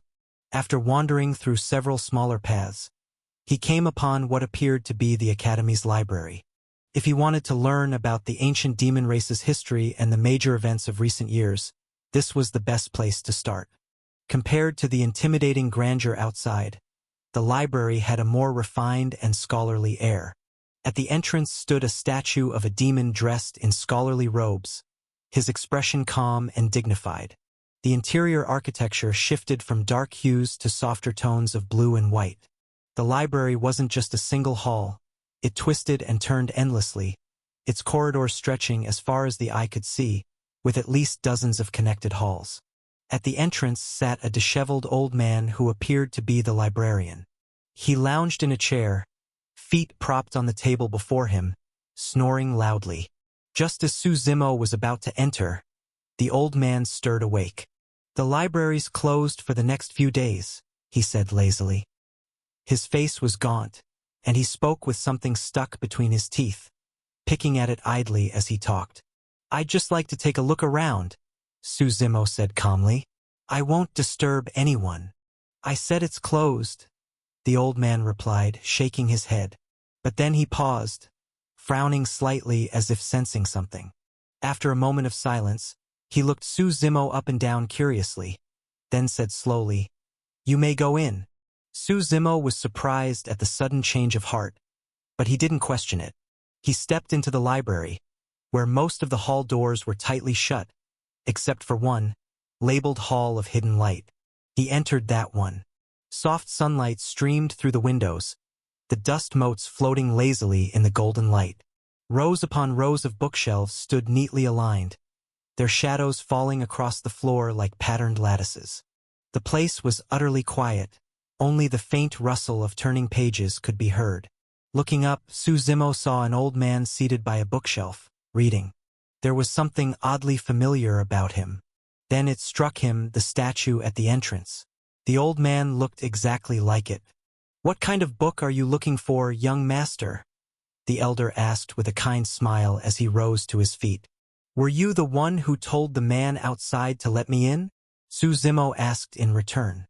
"If you already know, why ask?" the old man replied, still smiling. "What should I call you?" Suzimo asked. "They call me the demon sage," the man said softly. "But a very long time ago, some used to call me Little Zhe. You may call me that." "Little Zhe," Suzimo repeated. He couldn't shake the feeling that this elder somehow knew him. But frustratingly, he himself remembered nothing. "I want to know what's happened in the ancient demon realm over the past few years," Suzimo said. The elder smiled faintly and handed him a book. "In this book," he said, "you'll find everything you wish to know." Suzimo was mildly surprised. The man clearly knew his purpose for coming here. He accepted the book, sensing no hostility from the elder, only deep respect. "There's a table over here," the elder said, leading him through several rows of shelves to a stone table that gave off a faint fragrance, soothing to the mind. Suzimo sat down and began to read. The book described the modern ancient demon realm in great detail. There was talk of the 36 million caves and 72 million mountains, a saying that reflected the tangled, complex network of demonic powers that filled the realm. Although Hellfire Azura oversaw the greater order, he rarely interfered directly. The actual ruler of the ancient demon race was a being known as the Demon Master. The Heavenly Tao had long ago allocated the God-fiend Abyss Heaven to the ancient demons as their territory, a way to contain them and maintain cosmic balance. Yet even so, the ancient demons feared drawing too much attention. They ruled the God-fiend Abyss Heaven from the shadows, seldom revealing their true forms. Suzimo turned page after page, finding the contents increasingly fascinating. All the while, the old man quietly stood nearby. From time to time, he poured Suzimo a cup of steaming tea, its aroma strange yet soothing, bringing clarity to the mind with a single sip. Whenever it cooled, the old man replaced it with a fresh cup, his manner almost that of a respectful servant. Unnoticed, time slipped by until night fell. The old man lit an oil lamp, its flickering flame filling the hall with warm light.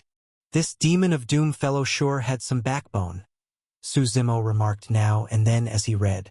The old man simply smiled, listening in silence. Unknowingly, the night faded and the sky began to brighten again. Suzimo stretched lazily, the book in his hands now open to its final page. "Finished?" he exhaled deeply, lifting the cup of hot tea beside him and taking a slow sip. The fatigue from reading all night seemed to melt away. "Thanks," Su Zimo said as he stood up. I have to head to the Victory Tower. I'll come back when I can. I'm always here, the old man replied with a nod. Come anytime, young master. Su Zimo nodded back and left the Hall of Hidden Light. Once his figure had completely disappeared, the unkempt old man who had been guarding the library's entrance shuffled in. He looked at the demon sage and asked, You know him? I do, the demon sage replied with a nod. Come on, you're kidding, the scruffy old man said in disbelief. That kid's barely grown. You'll understand in time, the demon sage said simply. He didn't want to elaborate further. His gaze drifted toward the distant horizon beyond the window. I thought these old bones of mine would be buried here in the ancient demon realm, he murmured. Didn't expect I'd have another chance to walk the world again. Where are you going? The shabby old man asked, clearly confused. To climb once more to the peak of the 9 heavens, the demon sage said with a smile. The other old man froze, his eyes wide and mouth hanging open in shock. Was the old ancestor losing his mind from reading too many books? He thought silently to himself. You don't understand, the demon sage said with a hearty laugh. Sometimes, it's a blessing to be confused. And with that he turned and left. The Victory Tower, its name signifying the triumphant return of those who survived. Many of the ancient demon race's grand emperors had left behind inheritances of their own.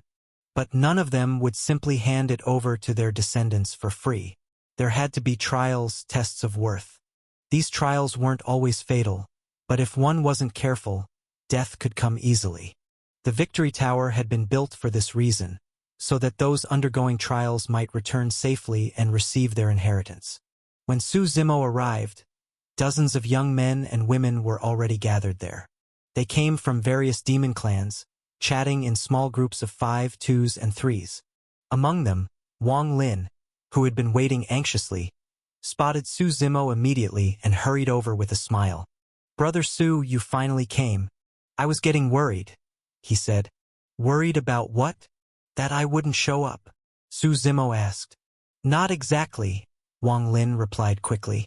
It's just that the ancient demon road is about to begin, and I didn't want you to miss it. That won't happen, Su Zimo said with a small shake of his head. Standing together, the 5 of them listened as Wang Lin explained the basics of the ancient demon road. True to its name, the ancient demon road was a single vast road, an endless avenue stretching into the unknown. It wasn't a grand territory or a boundless world, just one immense road. Along this road dwelled countless ancient demons. Of course, these weren't living ancient demons, but manifestations of the malevolent demon's residual power, creatures born of his lingering might. Killing one meant there would be one fewer, but for 1,000 years, countless had entered the ancient demon road, slaughtering countless ancient demons, yet none had ever found the true inheritance. Some had even died of exhaustion within it, never reaching the road's end. Could it be some kind of illusion? Su Zimo speculated after listening. I doubt it, Wang Lin replied. Many have suspected that before, but no one's ever found any flaws. It seems to be entirely real. As they talked, a group approached from the side. Wang Lin, said the leader, a tall young man with an air of arrogance. He wore a black robe with a crimson horn symbol embroidered on his chest. Su Zimo, recalling what he'd read the night before, recognized it immediately. This was the mark of the fire demons. They lived in the northwestern mountains of the ancient demon realm, near a chain of active volcanoes. When Wang Lin saw him, his expression turned cold. Hong Zhe, what do you want? I heard you gathered your team, Hong Zhe said with a mocking grin. Thought I'd come see which rejects you scraped together. Watch your mouth, Wang Lin said sharply, eyes narrowing. Watch my mouth. Hong Zhe laughed loudly. He then turned his attention to Su Zimo. So you're the one who ignored my words and joined their group anyway? Why should I listen to your words? Su Zimo smiled. Bold, Hong Zhe sneered, taking a step closer. But remember this, kid. The ancient demon road is full of dangers. Life and death aren't guaranteed. Try to protect yourself. Hongzhe, don't threaten us, Wang Lin snapped, stepping forward protectively. You know the price of ancient demons fighting among themselves. The price? Hongzhe laughed again. The dead don't speak. With that, he turned and walked away, his followers trailing behind him. Wang Lin and the others were left frowning, their faces tight with frustration. Brother Su, Wang Lin began, but Su Zimo interrupted him. The one thing I fear least, Su Zimo said evenly, is a threat. He shook his head. Tell me, who exactly is this Hongzhe? His father is the Lord of Sun Mountain, one of the 72 million mountains, Wang Lin explained. Sun Mountain ranks in the top 3. Their power is immense. Even the ancient demon race's patriarch shows them respect. So over time he's become arrogant. No one dares provoke him. Interesting, Su Zimo said. Don't worry about revenge, Brother Su, Wang Lin said quickly. My father is also a mountain lord, though our mountain isn't as strong as Sun Mountain. Protecting you is no problem. As they were talking, a sudden commotion spread through the hall. The demonic sound emperor has arrived. Everyone, be quiet, someone whispered urgently. At once, the once bustling victory tower fell silent. The demonic sound emperor was an elder known for his mastery of music and resonance. His hearing was said to be extraordinary. Anyone who spoke while he was present risked being reprimanded, or worse, denied entry into the ancient demon road. Given his seniority and power, no one dared to disobey. Su Zimo looked up as an old man in a crimson robe strode in, his presence radiating authority. What drew everyone's attention, however, were his ears, large as screens, shaped like the cross-sections of a great tree, with ringed patterns swirling like age lines. The ancient demon road is about to open, the elder said without preamble. You all know the rules, but I'll repeat them once more. The ancient demon road will remain open for 7 days. After that, no matter your situation, you'll be forcibly brought back out. As for where you'll be sent within the ancient demon road, that depends entirely on luck. Understood, elder, someone answered respectfully. The inheritance must be claimed through your own skill and fate, the demonic sound emperor continued. No killing among yourselves. If anyone breaks the rules, I will show no mercy. All the surrounding ancient demons fell silent at once. Demonic sound emperor's gaze swept across the group before he finally nodded in satisfaction. Then, with a wave of his hand, something like a gate of the void opened. The infernal energy above began to churn violently, and from within it descended a ray of light. Where the light shone, a vast, undulating black avenue stretched into existence. The avenue was pitch black, and so was the surrounding void. The space around it rippled and began to collapse. Within the cracks, the silhouettes of ancient demons started to appear, ferocious, twisted figures bearing their claws and teeth.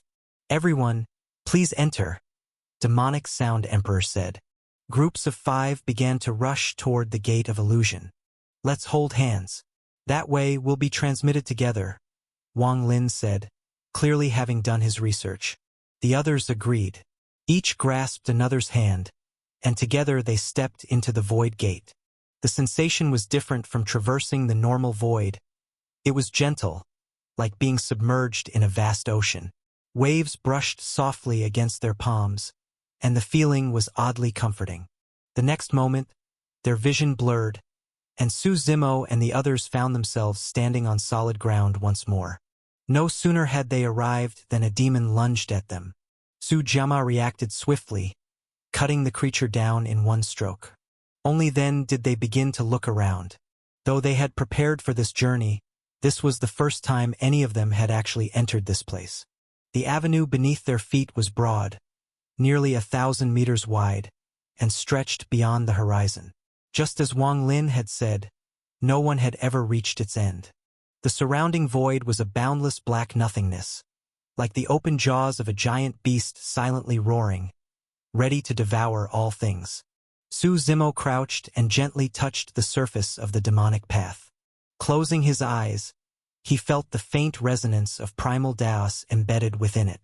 This malevolent demon must have been a saint sovereign in life, he murmured. Otherwise, he could never have grasped the power of primal Daos. He concentrated further. Two kinds of primal Daos, the void primal Dao and the demonic primal Dao. Interesting. Seems he was quite the character. To comprehend two primal Daos at once, this was no ordinary being. How do we find the inheritance? Su Zimo turned to the others. Just keep walking along the demonic path, Wang Lin said. If we're lucky, we'll encounter it. That sounds no different from wandering blindly, Su Zimo replied. We don't have much choice, Su Jama said helplessly. The ancient demon road isn't like other inheritance grounds. If we had a better way, we'd have tried it long ago. You're in luck, Su Zimo said. I have something that can search for hidden things. Let me try. He took out the traceless compass. Brother, you can divine with that? Wang Lin asked, surprised and delighted. Su Zimo nodded slightly. In truth, he wasn't interested in this so-called inheritance at all. He had come only to befriend lower-ranking ancient demons and learn what they thought of the current state of their race. The compass floated above his head, spinning rapidly as he surrounded it with infernal energy. Brother Su's compass doesn't look ordinary, Su Jama said enviously. Just the markings, heavenly stems, earthly branches, yin-yang. It's clearly not a common artifact. Don't get any ideas, Wang Lin warned coldly. Brother Su is our friend. Su Jama laughed awkwardly. His father was also a mountain lord among the 72 million mountains, though not a top-ranked one. He was used to getting what he wanted through force. Relax, he said quickly. The compass spun continuously for 3 incense sticks time before slowing to a stop. Su Zimo frowned. The traceless compass had found nothing. If an inheritance truly existed, the compass would have sensed it. Even the ancient gods' hidden realms couldn't escape its detection. A saint sovereign's inheritance should have been easy. Brother Su, what did you find? Wang Lin asked. Nothing, Su Zimo said, shaking his head. Then your compass isn't that great after all, Su Jama joked. There's no inheritance here, Su Zimo replied flatly. The compass could not be wrong, so the only explanation was that the inheritance simply didn't exist. Don't joke, Brother Su. The malevolent demon's inheritance is real, Wang Lin said with a smile. My compass doesn't lie, Su Zimo said again. Then let's keep searching, Su Jama suggested. We still have 7 days, no harm in looking. The others nodded. Deep down, each still hoped to find something and didn't truly believe Su Zimo's claim. They continued along the ancient demon road. At first, the ancient demons they encountered were weak and easy to handle. But as they advanced, the monsters grew stronger, appearing in greater numbers until they attacked in hordes. By the time they fought their way through, everyone was exhausted and wounded. How many days has it been? Wang Lin asked. Over 6, Su Jama said gloomily. Looks like the inheritance isn't fated for us. Too tired to go on. They lay down on the dark path to rest. Do you have dreams? Su Zimo suddenly asked. Dreams? Su Jama chuckled. That's a foolish question. Of course, we all dream of becoming stronger. Why else would we seek this inheritance? And do you know the history of our ancient demon race? Su Zimo asked again. Now that's something I can answer, Wang Lin said proudly. We ancient demons were once powerful. In the 9 heavens, everyone respected us. So why did you decline? Su Zimo asked. They say the infernal lord died, Wang Lin sighed. Part of our people were banished and sealed away. Only we remain here. Do you know who killed the infernal lord? Su Zimo asked. Who else could it be? But Wang Lin began. But Su Jama quickly cut him off. Brother Wang, be careful what you say, he warned. It was said that the truly powerful could sense it whenever their names were spoken, even in thought. And as for the heavenly Tao itself, one never uttered its name lightly. At Su Jama's warning, Wang Lin quickly fell silent. He knew he'd spoken too freely. No matter what, the heavenly Tao was not something a minor demon like him could casually discuss. What's there to be afraid of? Just say what's on your mind, Su Zimo said. It's fine, Wang Lin replied, then asked, judging by your tone, Brother Su, what is your ambition? Me? Su Zimo smiled. I want to see the ancient demon race rise again and walk once more towards the peak of the 9 heavens. I just don't know how many of our kind still have the will to do so. And how would we rise? Wang Lin asked. Don't be fooled by the fact that we rule the god-fiend abyss heaven. It's nothing but a cage. If we tried to defy the world, we'd be crushed the moment we stepped beyond its borders. He glanced around and lowered his voice. Besides, heaven isn't our only enemy. There are others like the heavenly court. They've always been at odds with us. You seem well informed, Su Zimo said with a faint smile. I read about it in the academy. There are books about these things, Wang Lin explained. Do other ancient demons know about this too? Su Zimo asked. More or less, Wang Lin said. Su Zimo nodded as well. Everyone still dreams of the glorious age of our race. The ancient demon race might have declined, but it hadn't vanished. Everyone knew that few ancient demons were allowed to ascend to sainthood, and those who did never lived long. The reason was never stated outright, but all understood. There are divine eyes watching from above. The heavenly Tao feared them. It feared the return of that ancient age. Hearing this, Su Zimo felt somewhat reassured. The ancient demons hadn't gone completely cold-blooded, and that was enough. Weakness wasn't the problem. They could become strong again. He himself had once risen from weakness, leading the ancient demon race to greatness. What mattered was whether their blood still ran hot. Unless the infernal lord returns, it's better not to dream about it, Su Zimo sighed. I've heard that Ancestor Hellfire Azura is content with the status quo and doesn't wish to provoke anyone. The heavenly court's pressure has grown stronger these years. They may be preparing to act. I thought heaven no longer targeted the ancient demon race, Su Zimo asked curiously. Then why is the heavenly court pressuring you? Who knows? We used to live in peace, Wang Lin said, shaking his head. But lately, it's like they can't wait any longer. They want to wipe us out. Su Zimo thought for a moment and understood. Before, heaven and the heavenly court had time to slowly suffocate the ancient demons, boiling the frog in warm water. But now that he had returned, the infernal lord reborn, they must have grown anxious. While they were talking, a loud laugh suddenly rang out nearby. Wang Lin, finally found you lot. Do you know how long we've been searching? Even without looking, Wang Lin recognized the voice.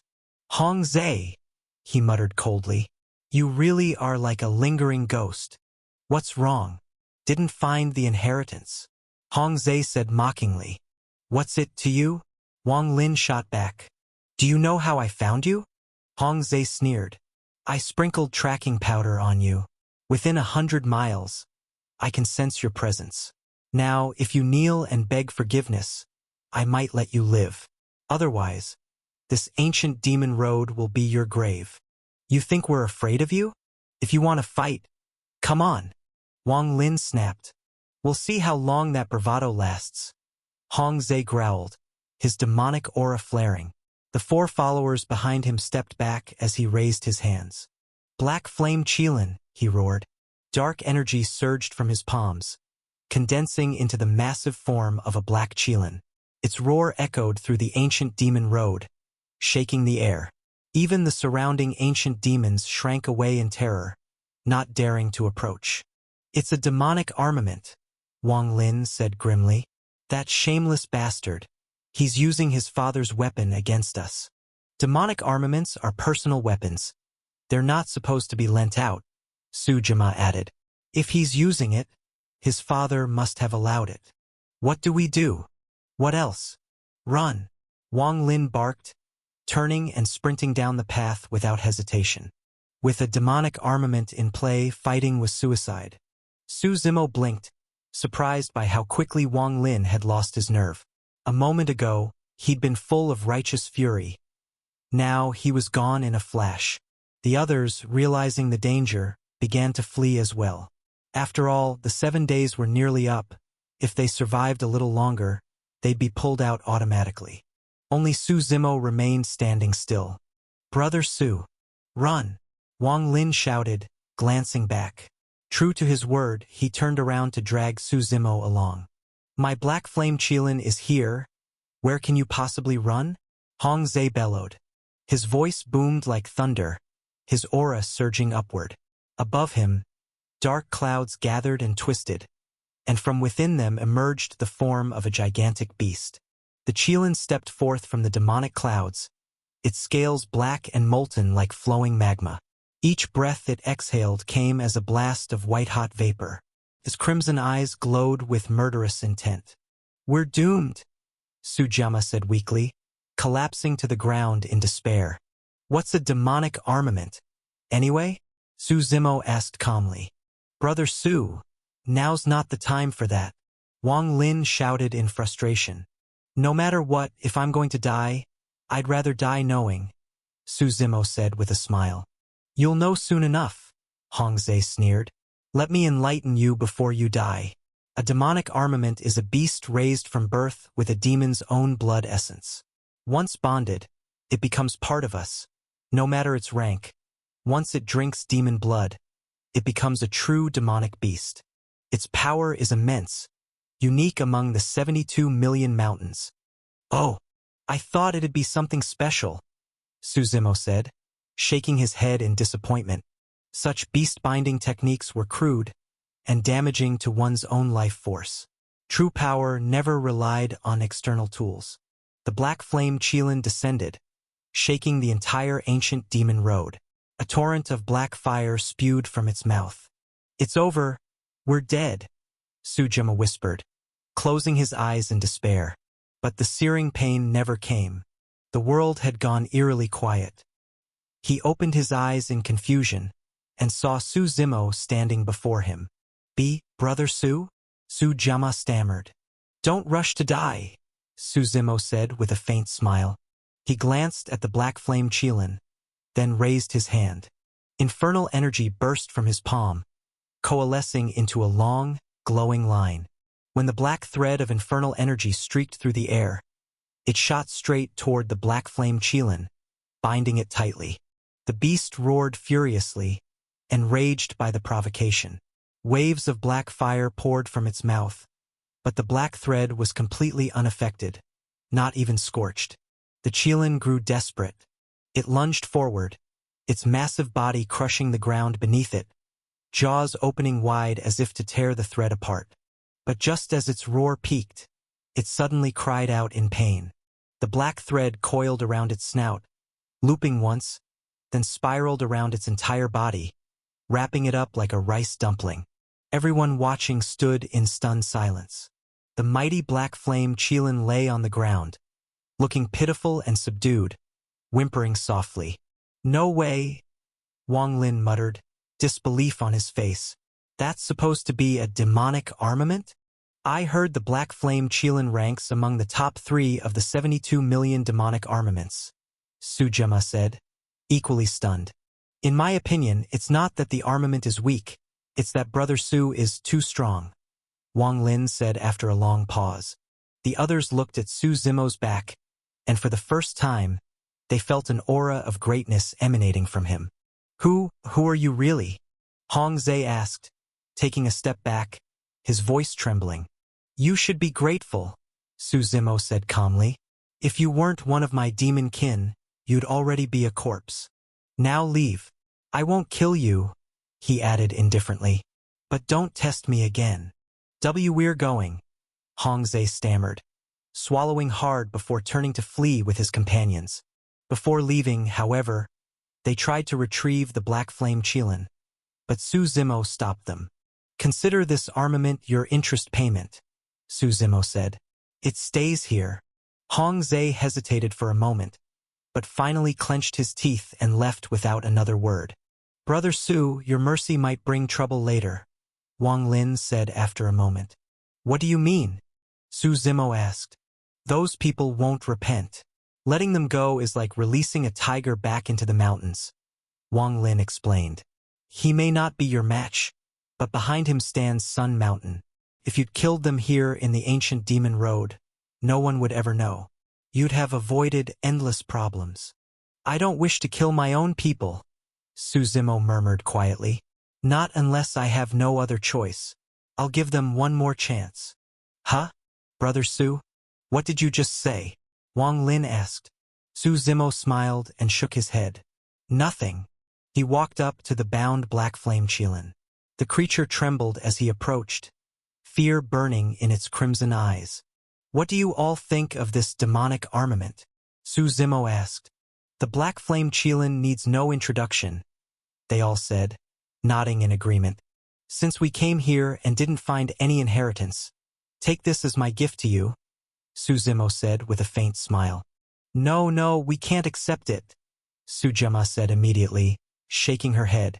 Afraid of offending him, Wang Lin quickly added, that armament belongs to Sun Mountain. If we take it, they won't let us go unpunished.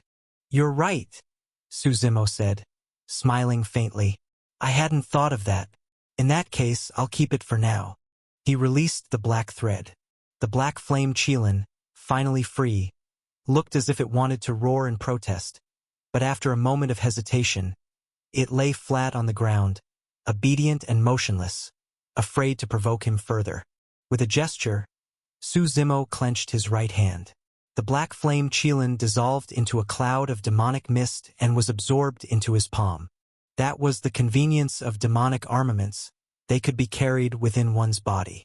Seeing the Qilin vanish, Wang Lin and the others dared to approach again. Brother Su, you said there was no inheritance here. Was that true? Do I have any reason to lie to you? Suzumo replied. They had doubted him before, but after witnessing his power, they were half convinced, half afraid. But that doesn't make sense. Why would the malevolent demon deceive us? They wondered aloud, exchanging confused glances. Suzumo smiled. Haven't you noticed anything along the way? Noticed what? They asked in confusion. Feel it within yourselves, Suzumo said. He stretched out his hand. In the distance, a demon ghost over 100 miles away suddenly froze, as if summoned by an unseen force. It was yanked through the air and pulled directly before them. The creature howled in panic, thrashing violently, but it couldn't move, held in place by Suzumo's power.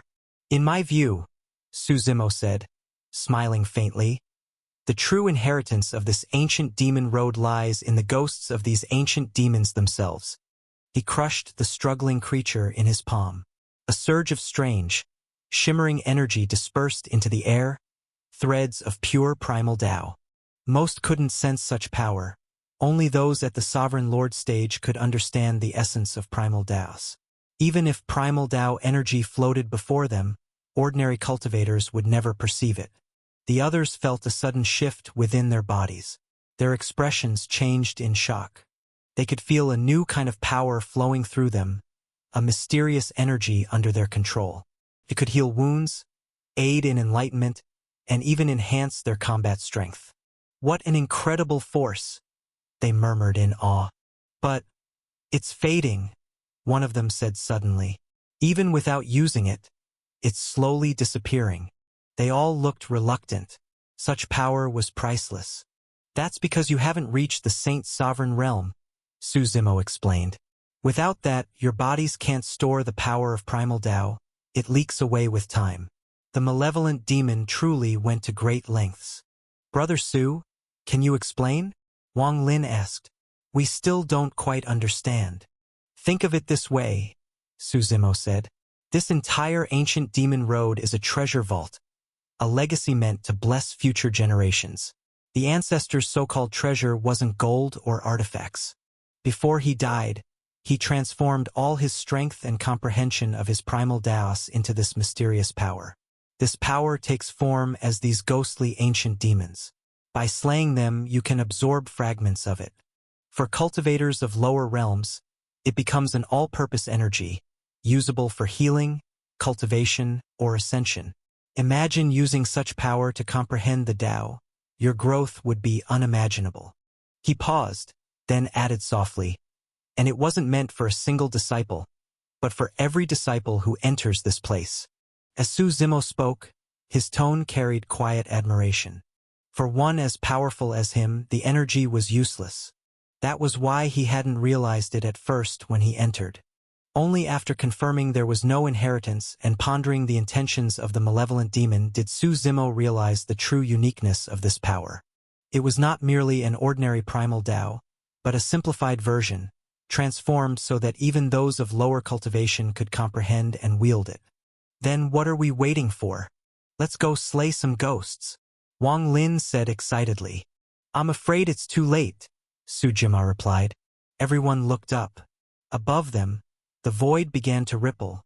Their allotted 7 days had come to an end. The ancient demon road would now expel them on its own. Not just them, all who entered would be forcibly driven out. A powerful force surged from above, irresistible. They felt their bodies being repelled, and in the next moment, the void swallowed them whole. Su Zimo's feet touched solid ground again. He looked around. This is the Victory Tower, he murmured. Not bad. But almost immediately, he sensed that something was off. Everyone's gaze was fixed on him. Nearby, Wang Lin and the others were also ejected from the black portal. Brother Su, doesn't this feel strange to you? Su Zimo asked. Su Zimo's eyes swept the surroundings. The demon disciples nearby were deliberately keeping their distance. They whispered quietly among themselves. And hidden among the crowd, several figures were clearly observing them, watching, perhaps even guarding. How interesting, Su Zimo said with a faint smile. Not good, Wang Lin suddenly said, his face changing as he grabbed Su Zimo's arm. Brother Su, we need to go. Now. What's wrong? Su Zimo asked, but before he could finish, 2 figures stepped forward and blocked their path. What do you think you're doing? Wang Lin demanded sharply. We are disciples of Sun Mountain, one of them said coolly. Mountain Lord Hong Jun wishes to question you. Please remain here and wait. It really was that Hong Zhe, Wang Lin said bitterly to Su Zimo. He couldn't beat us, so he went crying for help. Help? Su Zimo asked with mild curiosity. Isn't it forbidden for the ancient demon race to fight among ourselves? Wang Lin frowned. Then his expression darkened. Brother Su, you forgot about the demonic armament. You took their armament, now Sun Mountain has a reason to move against you. Whatever happened in the ancient demon road, no one else knows. It'll just be your word against theirs. And with Sun Mountain's influence, we won't stand a chance. So what then? Su Zimo asked calmly. A petty squabble among juniors. Will the Mountain Lord of Sun Mountain really come himself? You don't understand, Wang Lin sighed. Hong Jun, the Mountain Lord, is fiercely protective of his son. He can't stand seeing him wronged. It's fine, Su Zimo said, shaking his head. Today, I want to see who among the ancient demon race dares to touch me. Perhaps this will be a good chance to weed out the rot. He then added softly under his breath. Only by discarding the dregs can the essence remain pure. Wang Lin and the others grew restless, fidgeting anxiously as Su Zimo stood motionless, calm as ever. With no other choice, they stayed by his side. Before long, the sound of heavy footsteps echoed from afar. A black tide of figures swept in, filling the horizon like a flood. It looks like Sun Mountain's forces, someone whispered among the onlookers. Don't you see?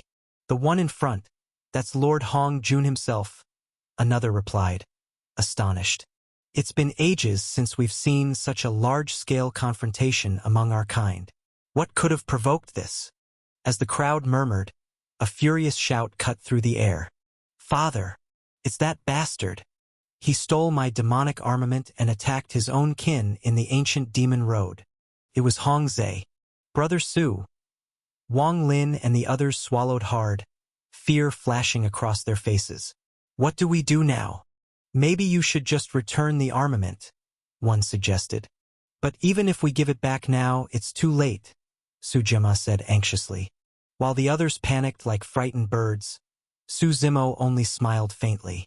Facing the approaching army head-on, he murmured, Very well. Let's see how much strength the ancient demon race truly has left. The demonic army halted, stretching nearly 1,000,000 strong. each one emanating formidable power. At their head, besides Hong Zhe, stood a middle-aged man, clearly Hong Jun himself. He wore a long robe of gold and black, embroidered with the image of a three-legged golden crow.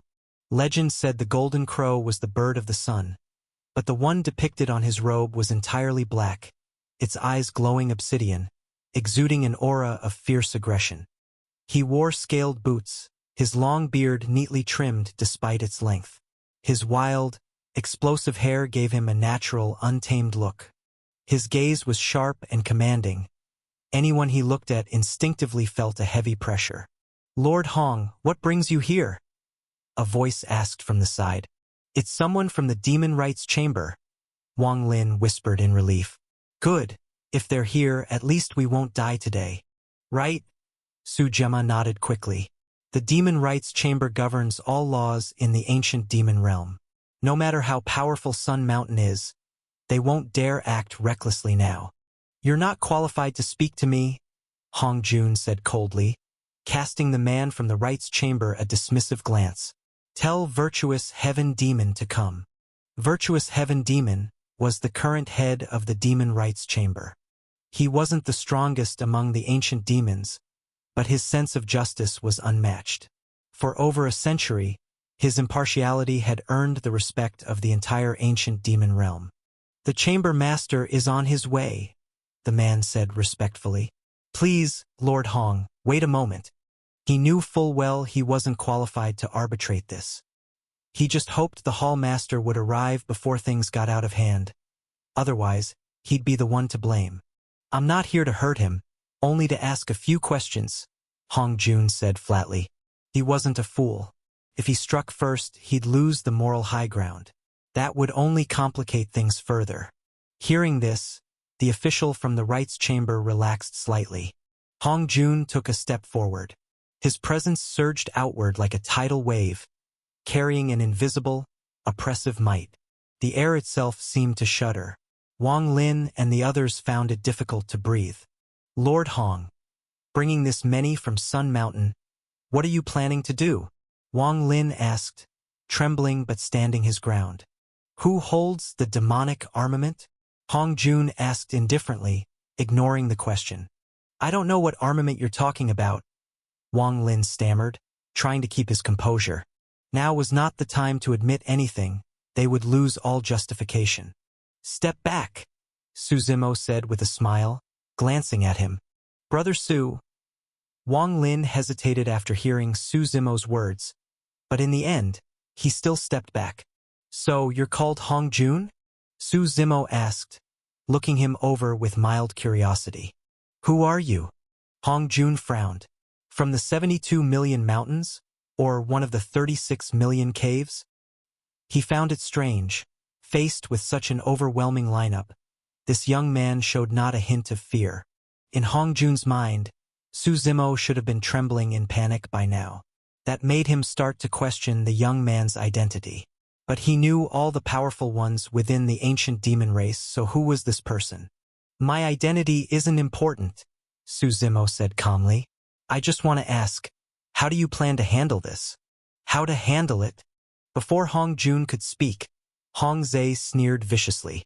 "According to the laws of our ancient demon race, harming one's kin is punishable by death." "Shut up. I wasn't talking to you," Su Zimo said lazily, not even glancing at Hong Zhe. His gaze remained fixed on Hong Jun. For the first time, Hong Jun found himself unsure of what to do. This young man's attitude was too strange. "Do you even know who I am?" Hong Jun asked, his tone lowering.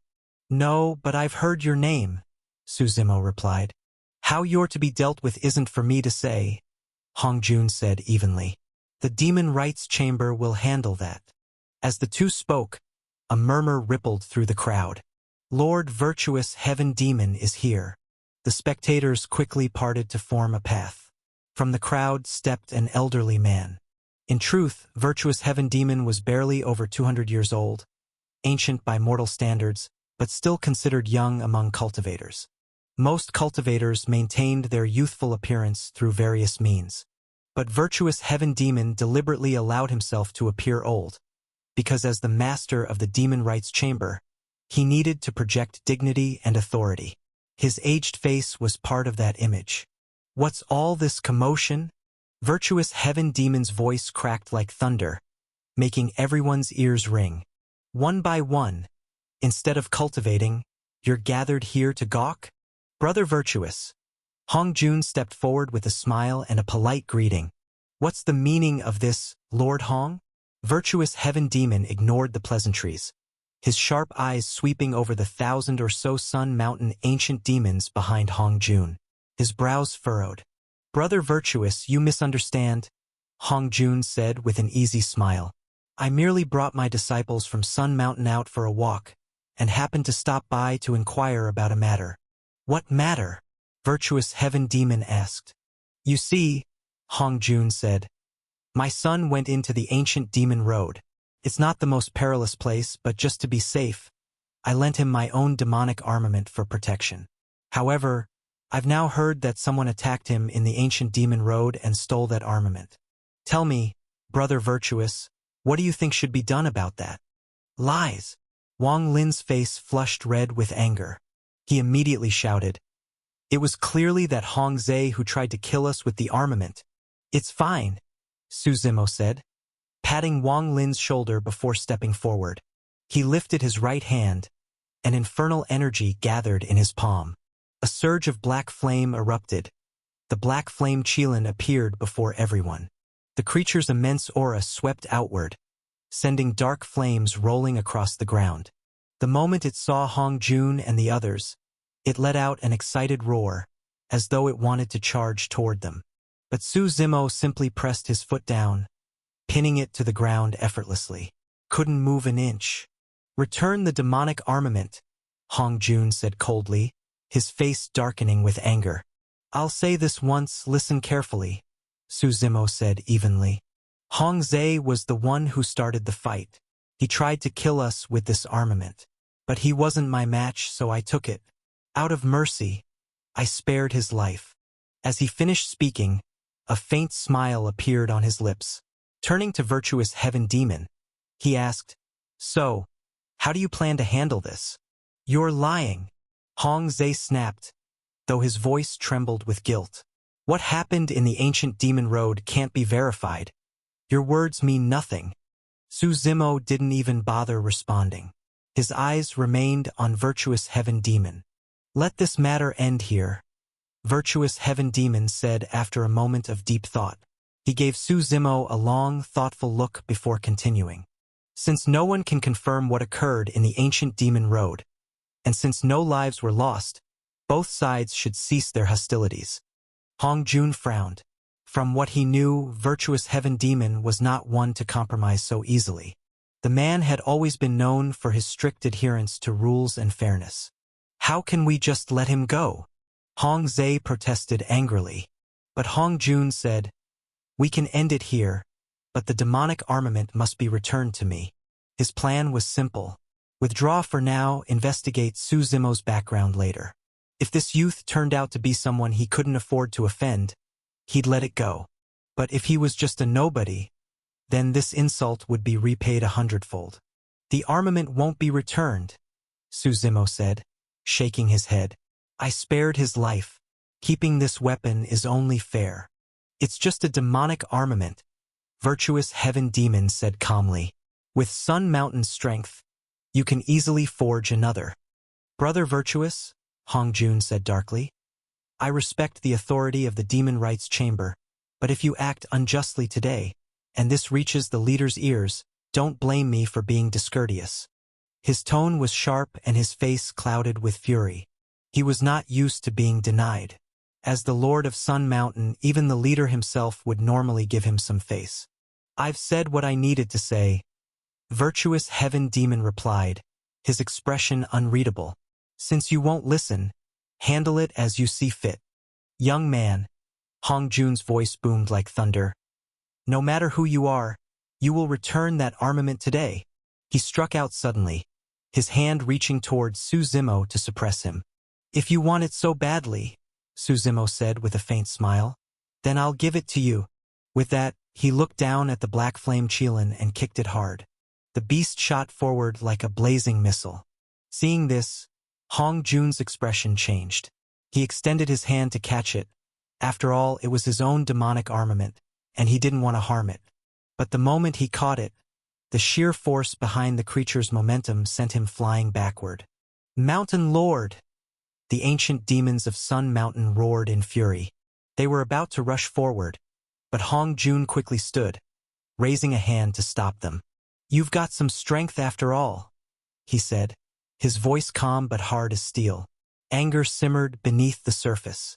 The infernal energy around him began to surge violently. Crack, crack, crack. Explosions of energy echoed from above. Those who looked up saw the already dark sky growing even blacker as demonic clouds churned and gathered. "Seems I'll have to teach you a lesson today," Hong Jun said coldly. As a mountain lord, striking at a junior could be seen as beneath him, but now he had every excuse to act. A sharp, piercing cry echoed through the heavens, the call of a demonic golden crow. Behind Hong Jun, a massive shadow unfolded its wings, the black sun crow spreading them wide across the sky. The demonic golden crow roared into the world, its enormous body almost covering half the sky. Those around quickly retreated, afraid of being caught in the coming storm. Its wings stirred the clouds, its gaze flashed like lightning. Its power alone shook the hearts of all who watched. With a furious shout, Hong Jun commanded the massive golden crow to tear through the air and attack Su Zimo. "Hong Jun, must you take this so far?" Virtuous Heaven Demon frowned. He served under the Ancestral Warden and was one of his line. He had been ordered not to intervene in this matter unless absolutely necessary. If things escalated, it would reflect poorly on him. "Brother Virtuous," Hong Jun said coldly, "don't say I didn't give you face. With so many watching today, if I back down now, what becomes of my dignity as the Mountain Lord of the Sun Mountain?" Virtuous Heaven Demon frowned slightly. He understood Hong Jun's meaning. With his status and so many subordinates present, retreating would make him lose all authority. "So be it," Virtuous Heaven Demon said at last. "Do as you please. If the Ancestral Warden wants to worry, let him. If not, the leader will." As the demonic golden crow charged toward him, Su Zimo's gaze remained calm. Hong Jun's strength was formidable. He had reached the level of a grand emperor. The nomological truths he had mastered were twofold: the nomological truth of demons and the nomological truth of fire. Su Zimo was slightly surprised. It seemed the ancient demons were born able to comprehend these two laws. The nomological truth of demons was innate.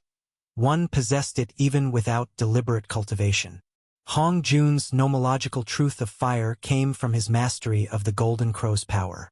Just like in the ancient demon road, the malevolent demon had grasped both the primal Tao of void and the primal Tao of demons. But Su Zimo didn't mind. The stronger the ancient demons, the more useful it was for him. He waved his right hand, and unseen power began to move. Water naturally overcomes fire, and the primal Taos of heaven and earth are built upon mutual generation and restraint, just as all things are born from balance. Behind him, another golden crow took shape, but this one was formed from water essence. "The golden crow is a creature of fire," Hong Jun sneered. "What use is water against it?" The two demonic golden crows flew through the void, their immense infernal energy filling the heavens. "D!" Hong Jun shouted, his flames surging high enough to melt the very air. With a thunderous explosion, the two golden crows collided. Their screams echoed through the sky, but Hong Jun's golden crow was completely destroyed in an instant, reduced to ashes. Hong Jun staggered back, vomiting blood, his figure trembling as he nearly fell. "Father!" cried Hong Zhe. "Mountain Lord!" shouted the ancient demons of Sun Mountain, panic spreading among them. They quickly began to fan out, trying to surround Su Zimo. "I'm fine," Hong Jun said after taking a deep breath. His pale face regained some color. "When did our ancient demon race gain a figure like you?" he asked, no longer showing any trace of arrogance. The brief clash had made it clear he had lost. He prided himself on knowing every strong demon in the clan, Yet he had never seen Suzimo before. "Since we've already started fighting," Suzimo said calmly, "then I suppose I should properly teach you a lesson. We'll see if you have that ability." Hong Jun's expression turned fierce as he unleashed his full might.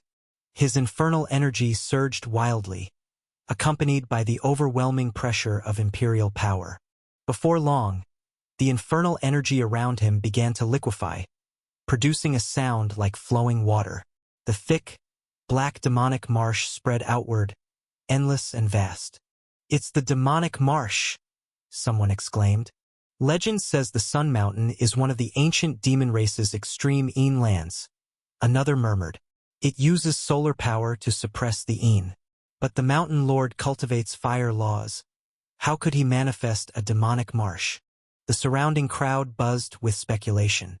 "The demonic marsh is born of heavy water, nourished for centuries by infernal energy," explained a more learned onlooker. "Even if Hong Jun's marsh isn't vast, few can withstand it." As the marsh's power grew, Hong Jun's form became shrouded within it. A single droplet fell to the ground, boring a deep hole through the earth. With a wave of his hand, the energy within his meridians surged like dragons. When he opened his eyes, their ferocity matched the roar of thunder. "Kill!" he shouted, and the demonic marsh surged toward Suzimo.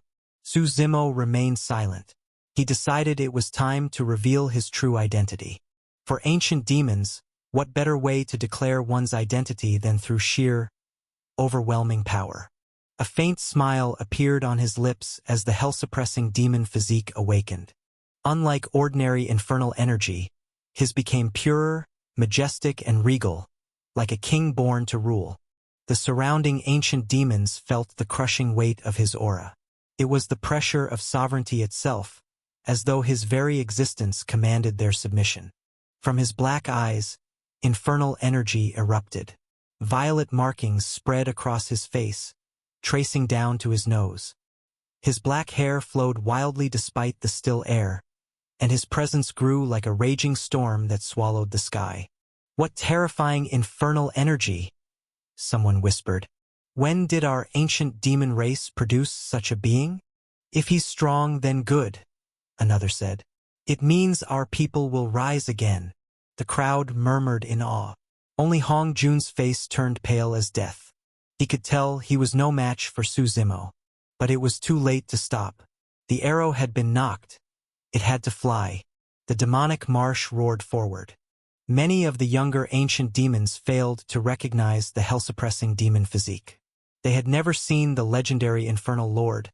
They only knew fragments of old tales. But among the elders of the ancient demon race, ancient ones still lingered. In the library, the old man who had once read alongside Suzimo paused. His eyes lifted toward the distant sky as an immense wave of infernal energy rose into the heavens. He stood slowly and walked toward the window. A ragged old man burst through the door. "Demon sage, this—" he began at a loss for words. The old man only laughed heartily. "We will ascend to fight against the heavenly court," he said. "Let the immortals and gods tremble before our return." Meanwhile, in another corner of the ancient demon realm, within a world sealed by endless frost, snow and ice blanketed everything. Countless demonic dragons lay frozen, long since dead, yet their corpses served as resting places for something else. Then, a black, skeletal hand tore through the side of a dragon's corpse. The tear widened until a colossal figure stepped out from within. "He's here," the being said, his voice echoing through the icy void. "After 500 million years of waiting, the reckoning finally begins." His words shattered the ice and rumbled through the frozen lands, lingering endlessly in the storm. In the northwest of the ancient demon realm stood a vast prison suspended in the air. This was the forbidden land of the ancient demons. Among the ancient demon race, no one but the ancient ancestor was permitted to enter. It was said that even the ancient demon race's own leader had no idea who or what was imprisoned there and was forbidden to approach. Within the ancient demon realm, this place was so taboo that even mentioning it was forbidden. At that moment, eerie laughter echoed from within the sky prison, low and mocking at first, then louder and louder, shaking the air. Meanwhile, in the Demon Mountain where the ancient ancestor resided, two great peaks stood. The left belonged to Celestial Devourer, but it now lay completely empty. Only the right peak remained silent and still. Kneeling before the mountain, the ancestral warden spoke softly, "Ancient ancestor." He has revealed his identity. Though his voice was quiet, the ancestral warden knew the one inside could hear him. "Is there any disturbance within the ancient demon realm?" "None for now," the ancestral warden replied. "And the demon master?" "The leader hasn't appeared, nor does he seem inclined to. Virtuous Heaven Demon went to investigate, but it amounted to nothing." "Tell the demon master to come see me," said the rasping voice from within the mountain. "Yes," the ancestral warden replied with a nod. When no further sound came from the mountain, he knew he was dismissed. Yet he hesitated, then asked cautiously, "Ancient ancestor, is that truly our Lord?" Too many questions. A single cold snort echoed like thunder. The entire mountain trembled, infernal energy erupting from every fissure like a volcano. The ancestral warden shuddered in fear. Looking up, he caught a fleeting glimpse of a demonic shadow atop the peak, gone in an instant. "Disciple knows his mistake," the ancestral warden said quickly, bowing low. "Leave," came the hoarse voice. "Do not speak of what should not be spoken. Do not ask what should not be asked." "Yes," the ancestral warden answered at once, retreating in terror. Only after the surroundings fell completely silent did a voice whisper again from within the mountain. "Why? I have remained stable for millions of years, and yet his mere appearance makes me feel as if everything will be taken away." The tone was complex, unreadable, somewhere between anger, sorrow, and longing. Meanwhile, in the Victory Tower, though no one fully understood what was happening, everyone was stunned by the sight before them. The demonic marsh above churned violently, threatening to swallow Su Zimo whole. But Su Zimo was unbothered. His eyes burned with demonic power. The infinite Samsara God Eye, one of the 10 primordial God scriptures, had now fully fused with his infernal essence. He renamed them the Infinite Samsara Demon Eye. A single glance at the demonic marsh, and the heavens began to shift. The void twisted, gales roared, and thunderclouds rolled like angry waves. Heaven and earth themselves began to turn in the cycle of reincarnation, twisting the marsh along with them. The once vast marsh spiraled into a vortex, shrinking smaller and smaller, until it vanished completely. Silence fell. Someone gulped audibly. With just one look, the terrifying demonic marsh had been swallowed by the ethereal power of samsara, leaving not even a trace behind. Hong Jun stood frozen, unable to move. Su Zimo walked forward, step by step, until he stood before him. He slowly raised his right hand. Hong Jun stiffened, instinctively stepping back, while the onlookers barely dared to breathe. "I will not kill you," Su Zimo said quietly. "You will come to me yourself and confess your guilt." With that, he walked past Hong Jun, his figure calm and unhurried. He had been merciful enough toward the ancient demon race, especially toward some of its people. Only after Su Zimo's back disappeared did Hong Jun's tense body finally relax. Cold sweat drenched his clothes. He didn't understand what had just happened. When he looked into Su Zimo's eyes, it wasn't fear he'd felt. Not exactly. It was something deeper, indescribable, a force that made resistance impossible. "Mountain Lord," one of his followers whispered, helping him stand. "You may not recognize me," Su Zimo said, turning to face the hall. He looked over the crowd, meeting their uncertain gazes. "Tell the entire ancient demon realm, your lord has returned. I intend to challenge heaven once more. Whoever wishes to follow me, come find me." His words struck the hall like lightning. "The infernal lord has returned? Our lord has come back?" The whispers exploded into shouts. Expressions varied: shock, disbelief, awe, but everyone knew what would happen next. Though only the ancient demons in the Victory Tower had witnessed it, the news would spread across the entire ancient demon realm before long. And when it did, the realm would shake to its core. The younger generation was merely excited, but for veterans like Virtuous Heaven Demon and Hong Jun, countless ancient memories stirred within them. Hong Jun's knees buckled, and he collapsed to the ground, trembling. Meanwhile, Wang Lin and the others stood stunned, as if dreaming. The calm, refined Brother Su was the Infernal Lord. Wang Lin suddenly remembered the question Su Zimo had once asked them in the ancient demon road. "What is your dream?" Su Zimo paid no further attention to those behind him. He had revealed himself.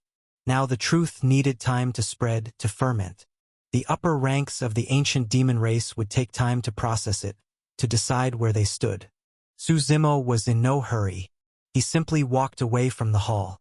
One bold demon called out, "Lord, where are you going?" "The Sky Pavilion," Su Zimo replied calmly, looking up. At once, every heart in the hall tensed. For the direction he gazed toward was none other than the Forbidden Land, the Sky Prison, the very place where even the demon masters of past generations were forbidden to tread. Most ancient demons didn't understand, but Su Zimo did. He had read about it in the Hall of Hidden Light within the Academy. When the ancient demon race had been defeated ages ago and the Infernal Lord vanished, Celestial Devourer and Hellfire Azura pretended to surrender to heaven. In truth, they sought to locate the ancient demons who had followed the Infernal Lord in the war against heaven. But eventually, the truth surfaced. Most of those ancient demons had been sealed within the primordial demon cave, and the Infernal Lord was declared slain. The ancient demon race's feigned surrender became real. Yet even among them, there were those who refused to yield. "If our Lord truly has fallen," they declared, "then we shall die alongside him.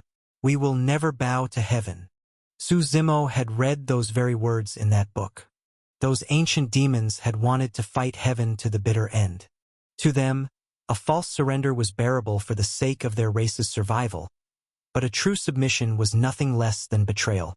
Fearing their defiance would doom the rest, Hellfire Azura and Celestial Devourer created the Sky Prison to contain them. And there they had remained, sealed for millions of years. As Su Zimo approached the Sky Prison, he could already hear the laughter from within. It was laughter full of pain, madness, and joy all at once. They knew their Lord had returned.